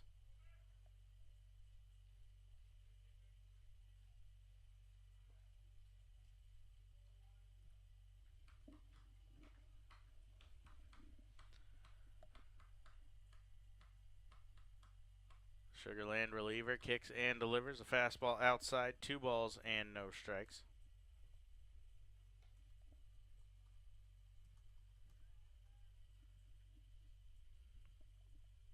Haynes, 31 years old, out of Kansas City, Missouri. He's in his 2nd season with Sugarland after going 2-5 with a 3.40 ERA last year. 2-0 pitch upcoming as he kicks and delivers a fastball, misses inside, and the count 3 balls and no strikes to Vaughn. I imagine Vaughn would likely have the green light here. A fastball hitter and a fastball count with a chance to end the game.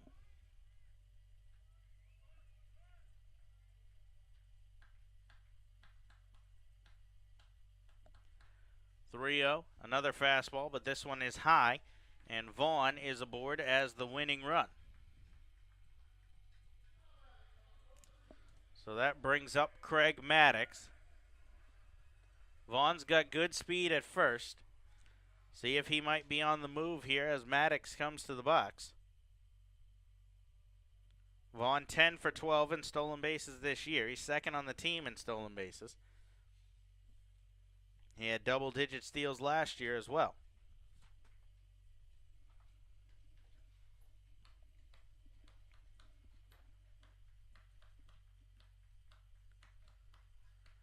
Haynes comes set out of the stretch. Kicks and delivers. Breaking ball misses outside. 1 ball and no strikes.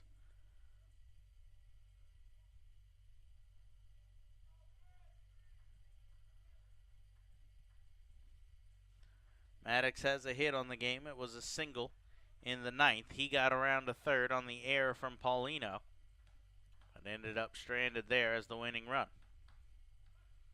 Check on first. Vaughn dives back in safely.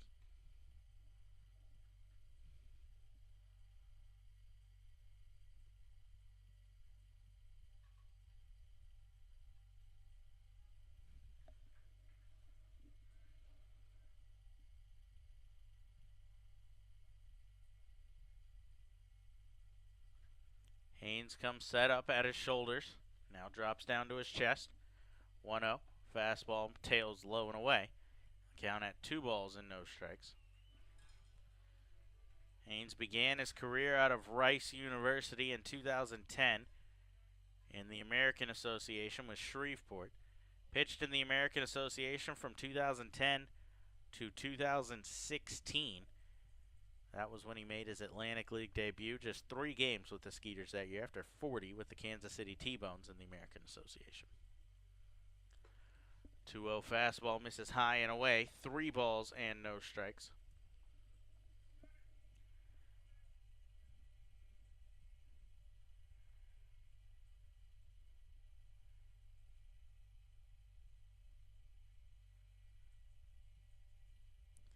Haynes played 2 years in Shreveport, 3.5 in Laredo, the end of 17 appearances in Amarillo in 2015, then Kansas City in 2016 before joining Sugar Land.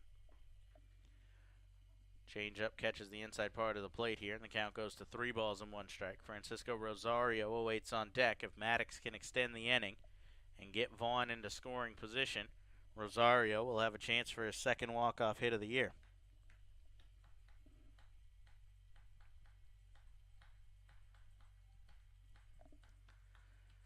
Set for the 3-1. Vaughn with a good lead off of first. He's staying put as Maddox checks his swing. No swing, says the third base umpire. And Maddox is aboard with a walk, back-to-back walks. And Haynes has put the winning run back in scoring position. Blue Crabs have already stranded 10 runners on base this game.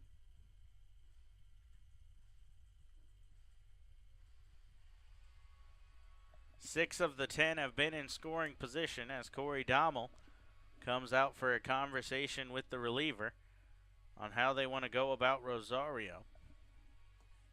Switch hitter will be batting from the right side here. He's 0 for 1 from the right side of the plate in this game. He grounded out facing Derek Loop in the 7th.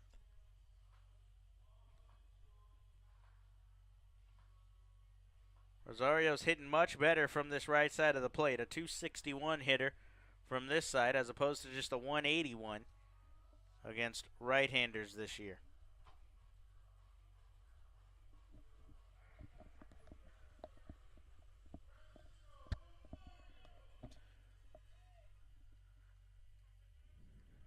So Rosario to his weaker side of the plate here against the right-hander, Haynes. I said he was going to bat from the right side. Excuse me, I was incorrect.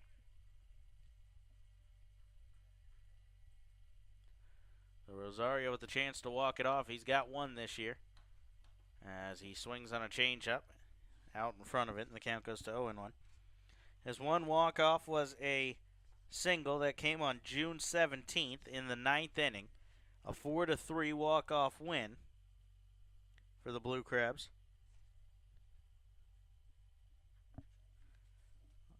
That came over the York Revolution in extra innings of a game. 7-inning game. It was a doubleheader. As a breaking ball was swung on and missed, and the count at 0 balls and 2 strikes.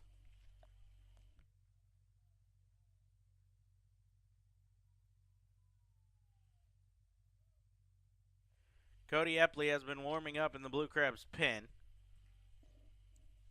Looks like he'll work the 11th if we get there. Rosario hoping to avoid that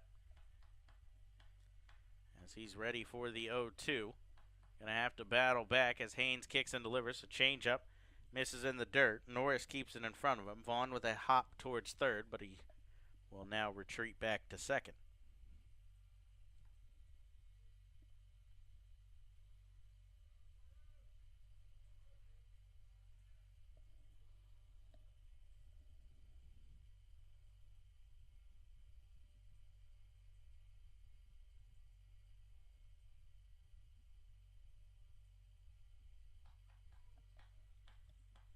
So ready for the 1-2 now as Haynes comes set.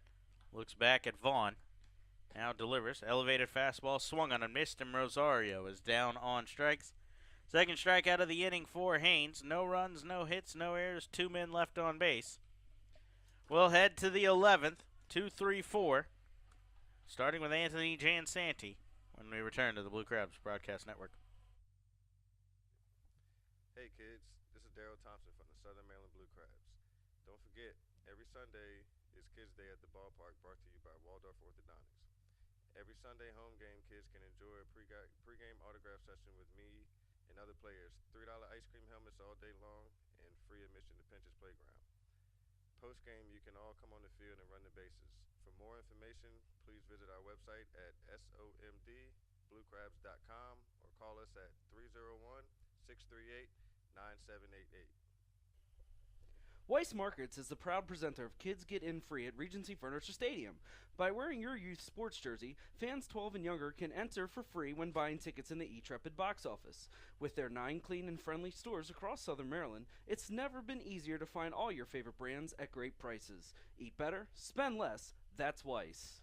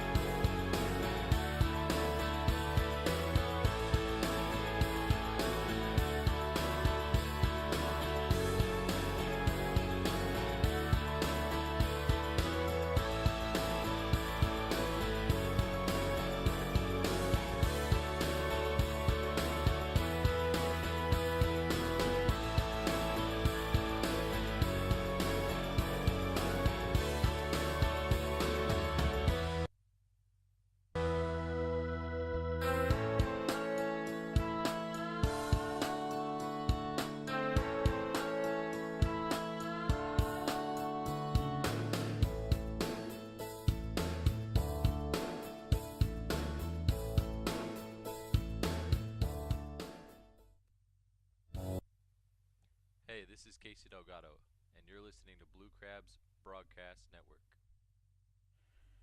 2-3-4 in the inning for the Skeeters as the Blue Crabs send their closer, Cody Epley, to the mound here in the top of the 11th as Epley kicks and delivers a fastball in the outside corner for a called strike to Anthony Jansanti. Jansanti is 0 for 4, but as I mentioned, a .297 hitter on the year. 16 home runs and 31 stolen bases. As a line drive to third, Martinez down to a knee. He'll make the catch for out number 1 here. A laser right at Martinez, but he's able to make the play. That will bring in Barrett Barnes. Barnes leads the Atlantic League in walks and hit by pitches with 68 and 16. He's 4th in the league with a .394 OBP and 2nd with 78 runs scored. He's drawn a walk in this game and scored a run.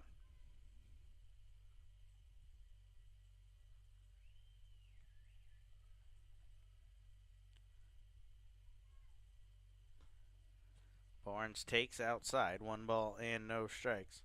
He was a first-round draft pick, 45th overall in 2012 out of Texas Tech, after being selected to the All-Big 12 teams all 3 years he played at Tech. Fastball misses low here, 2 balls and no strikes. Barnes was the Pirates' number 9 prospect, according to Baseball America, prior to 2013, after being the 3rd highest drafted player in Texas Tech history.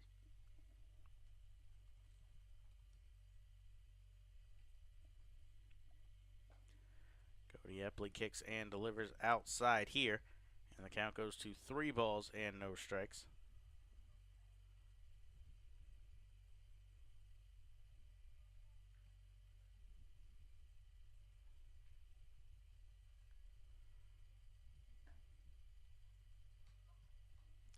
Called strike here as Epley begins the trek back.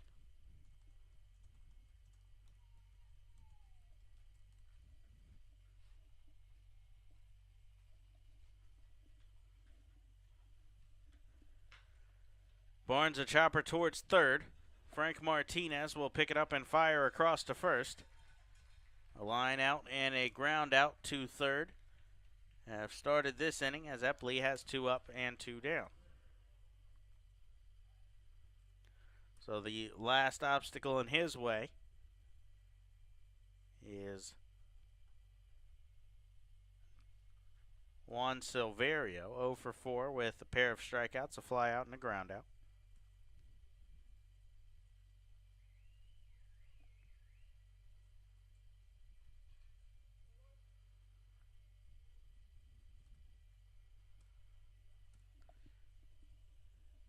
Epley ready for the first pitch to Silverio, a sinking fastball in the inside corner for a called strike.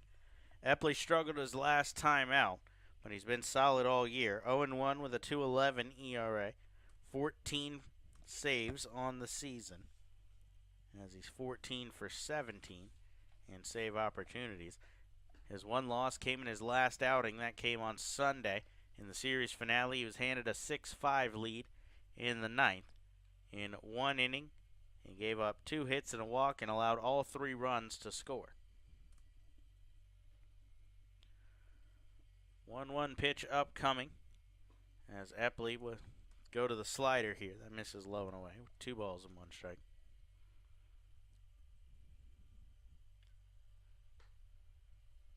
That was the first time Epley blew a save, allowing an earned run. His other 2 blown saves this year, he allowed 2 unearned runs against the Somerset Patriots and 1 unearned run against the Long Island Ducks. 2-1 pitch upcoming to Silverio as Epley kicks and delivers. Silverio fouls this one off, and the count goes to 2 balls and 2 strikes. Silverio has a hit in 19 of his last 21 games, but he's hitless in this game.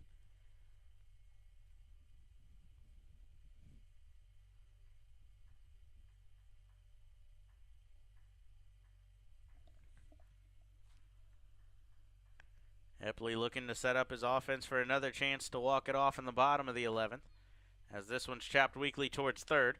Martinez fields. Tough throw. It's going to be offline as Rodriguez has to come off the base to pick it and save that one from getting to the wall. It's going to be ruled an infield single for Silverio as he's aboard for the 19th game in the last 21 now. So that'll bring up Matt Chavez. He had the home run in the the top of the 9th, that put the Skeeters on top once again. Sugarland has held the lead 3 different times in this game, and all 3 times they've allowed a run in the very next inning. The only time that not the case, 2 of the 3 it's been the next inning. The only time that not the case was in the 9th when they scored in the very next half inning. After scoreless through 4, Sugarland put one up in the 5th on a Derek Norris home run. The Blue Crabs responded in the bottom of the 6th with a sacrifice fly from Griffin. 7th, the Skeeters put one up on a Chavez single. Blue Crabs respond with a RBI double from Rodriguez. And then the home runs traded from Chavez and Vaughn in the ninth, the scoring to this point. The Blue Crabs have out-hit the Skeeters as Epley missed that one 2-0. 3 runs, 6 hits, 1 error for Sugar Land. Blue Crabs 3 runs on 8 hits, no errors. But Epley's falling behind one of the best hitters in the league. 2 balls, no strikes. Chavez has a hitter's count. He's a double away from the cycle. 2-0, a slider misses low here, and the count goes to 3 balls and no strikes.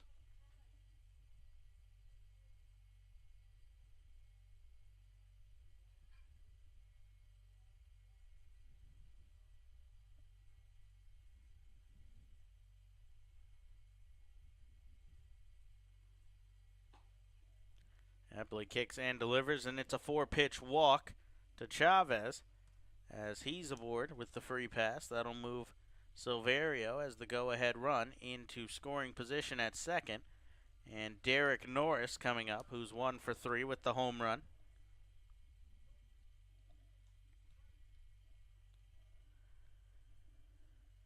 Norris struck out in his first at-bat, then hit the solo shot.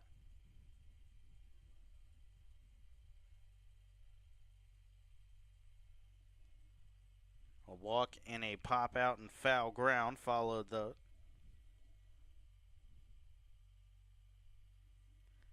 Just needs a single here, and Sugar Land would likely be on top as Epley's first pitch to him, a sinker on the outside corner for a called strike, 0-1.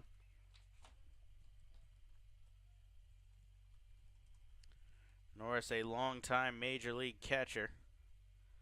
Spent time with Oakland, San Diego, and Tampa, including an All-Star appearance in 2014. 6 years at the MLB level, 610 career games. 0-1, another sinker. This one comes back a little more across the plate, and a called strike will make it 0-2.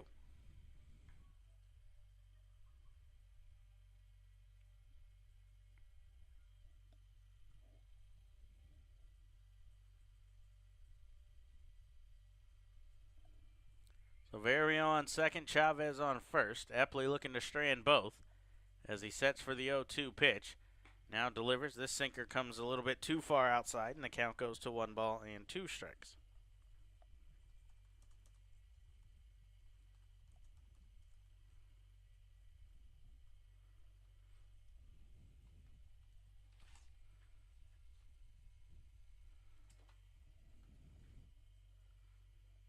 The 1-2, a slider, laying off as Norris, as that one, pretty good pitch there, started on the outside corner and then tailed away after Epley painted the outside corner with 2 fastballs to start this at-bat.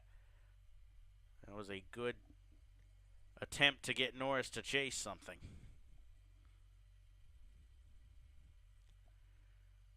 But instead, 2 balls, 2 strikes, 2 outs with 2 on base here in the 11th as Epley goes back to the slider. That one misses, and the count at 3 balls and 2 strikes.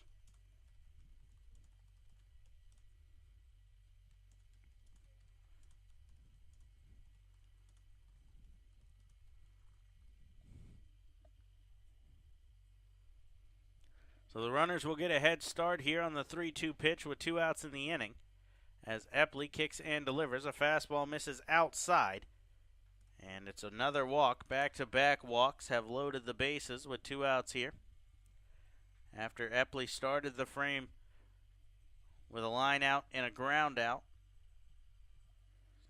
He's now loaded the bases, and that'll bring manager James Frisbee out to the mound.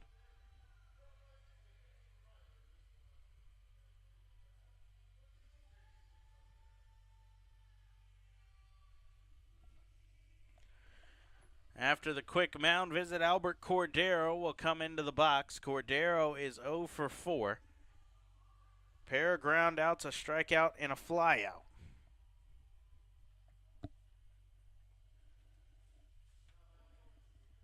Cordero was an all-star this year.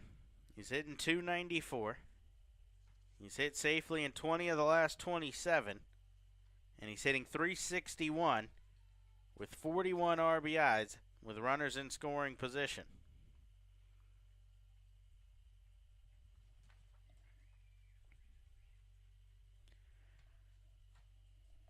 in his third season here with Sugarland, and he's going to look to put them ahead in the top of the 11th as he takes first pitch on the outside corner for a called strike, 0-1.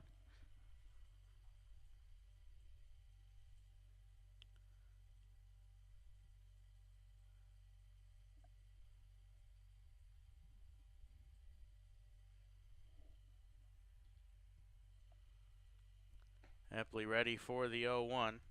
Another sinker on the outside corner. Called strike. Cordero didn't like that pitch. But now he's behind 0-2 as Epley looks to get out of the inning.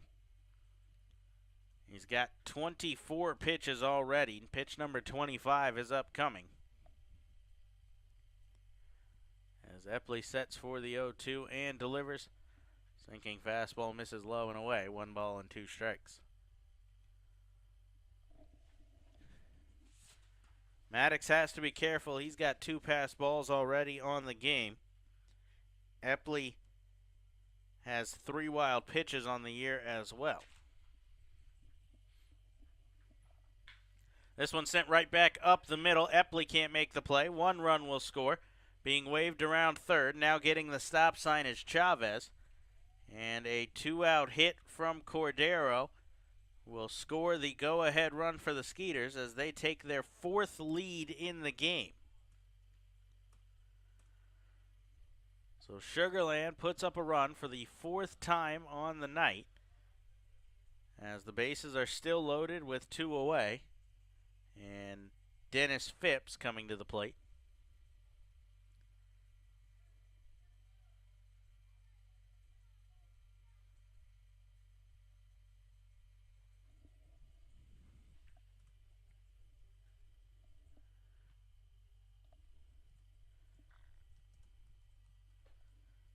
First pitch to Phipps misses inside. 1 ball and no strikes.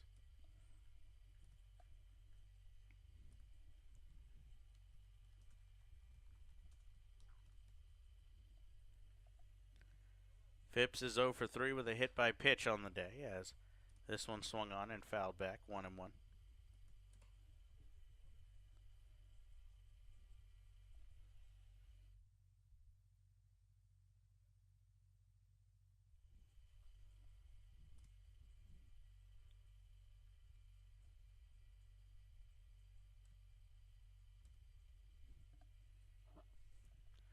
Epley ready for the 1-1 as he looks to limit the damage to just 1 in the inning. The sinking fastball will come well inside, and the count goes to 2 balls and 1 strike.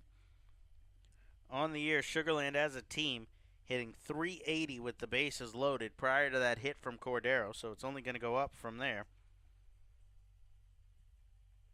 Hitting .326. As this one grounded out towards short, Garcia will field and toss to Rosario covering the base. And that will retire the side, but the Skeeters take the lead. A 2-out rally capped off by a single from Cordero. 1 run on 2 hits, no errors, 3 left on base. 4-3 the score. Top of the order up for the Blue Crabs in the bottom of the 11th when we return to the Blue Crabs Broadcast Network. Hey, this is Cash Beecham, and you're listening to the Blue Crabs Broadcast Network. Hey fans, this is Sam Runyon, right-handed pitcher for the Southern Maryland Blue Crabs. Make sure you come out every Thursday for Foster's Grill Wings and Beer Night. For just $30, you can enjoy a ticket to the game and 2 hours of all-you-can-eat Foster's Wings and all-you-can-drink beer in the Legends Club from 6:30 p.m. to 8:30 p.m. For more information, please visit our website at somdbluecrabs.com or call us at 301-638-9788.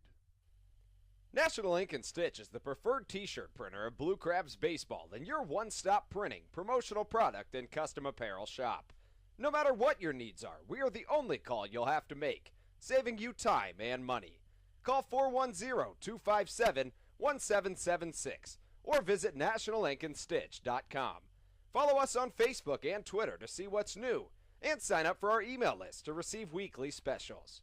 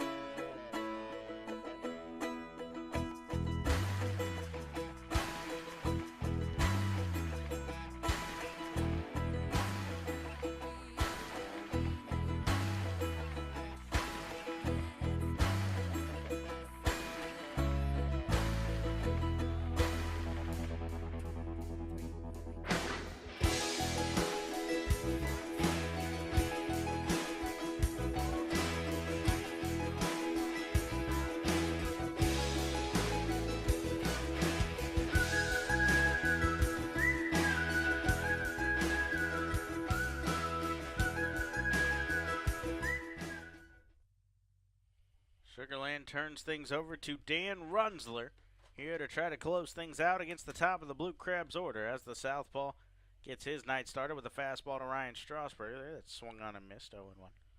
Runzler gets the second save opportunity of the night for Sugarland. Felipe Paulino got the blown save once already as Runzler misses low and inside. 1 ball and 1 strike. So now the lefty gets his chance to get it done. On the season, this is his 50th appearance. Second highest on the team, 1 behind Paulino. He's got a 4-2 record with a 3.06 ERA as a fastball misses outside to Strasburger. 2 balls and 1 strike.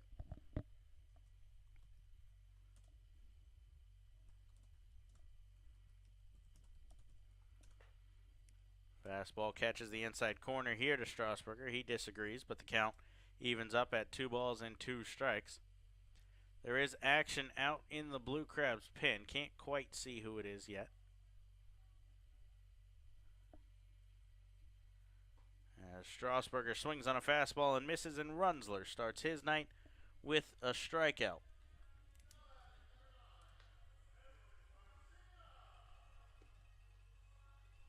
That brings up Edwin Garcia.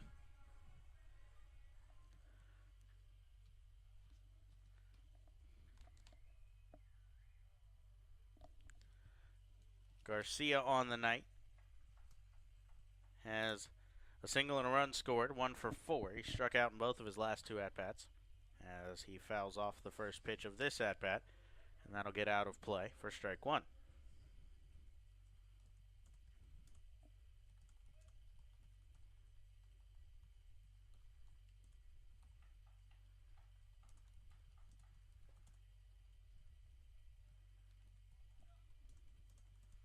Things even up with Garcia here. 1 ball and 1 strike. Mentioned Garcia's got a pretty good eye.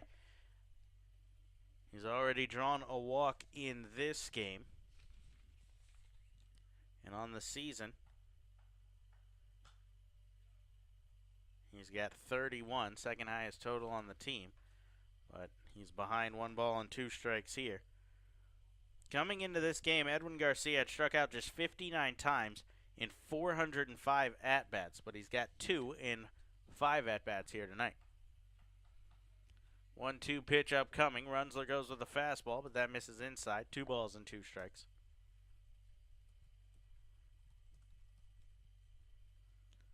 Runzler, another Sugarland pitcher with a lot of MLB time. 5 years, 4 with the Giants and 1 with the Pirates. Fastball is swung on, foul tipped by Garcia, but the catcher Norris able to hang on. And back-to-back strikeouts for Runzler have started his night, and he's 1 out away from putting an end to this game.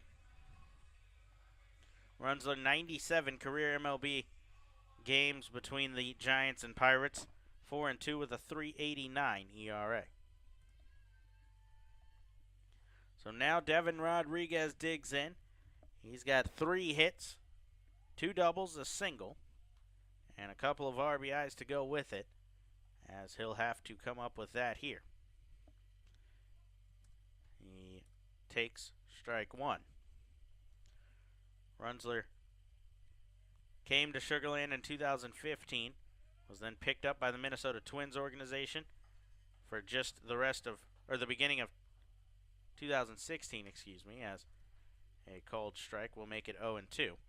He began 16 with the Skeeters, his second stint with the team, and then finished it with the Twins. Then back to the Pirates in 17 before returning to Sugarland this year. 1 strike away as Rodriguez checks his swing. Did he go? Yes, he did, says the third base umpire, Dave Speranza. And Runzler strikes out the side in order. A 1-2-3 inning as he gets the job done for the Skeeters. An 11-inning win for them. 4-3 your final score. Runzler gets the save, his first of the year. Mark Haynes gets the win. He goes to 2-0. The loss goes to Cody Epley. He goes to 0-2 on the season. And with that loss, the Blue Crabs are officially eliminated from the 2018 Atlantic League playoffs. They needed to win out, and they needed Sugarland to lose the rest of the games this season. Both of those scenarios were unlikely, but now it becomes official. So Sugarland gets the win 4-3 in the series finale. Game 2 in the series coming up tomorrow, though. A 6:35 first pitch in that one. It's one of just 6 home games the Blue Crabs have remaining on this season. 6:35 the first pitch, the matchup. Kyle Drabeck versus Dallas Beeler. We'll have it for you live here starting at 6:30, so make sure you join us. Thanks for being with me tonight. If you stayed for all 11, thanks for spending some of your night, most of your night, with me, as it's now just about 10:30 here on the East Coast. With the final line one more time: 4 runs, 7 hits, 1 error for Sugarland. 3 runs, 8 hits, no errors for the Blue Crabs. So game 2 in the 3-game series coming up tomorrow. 6:30 will be live. Make sure you join us on the Blue Crabs Broadcast Network.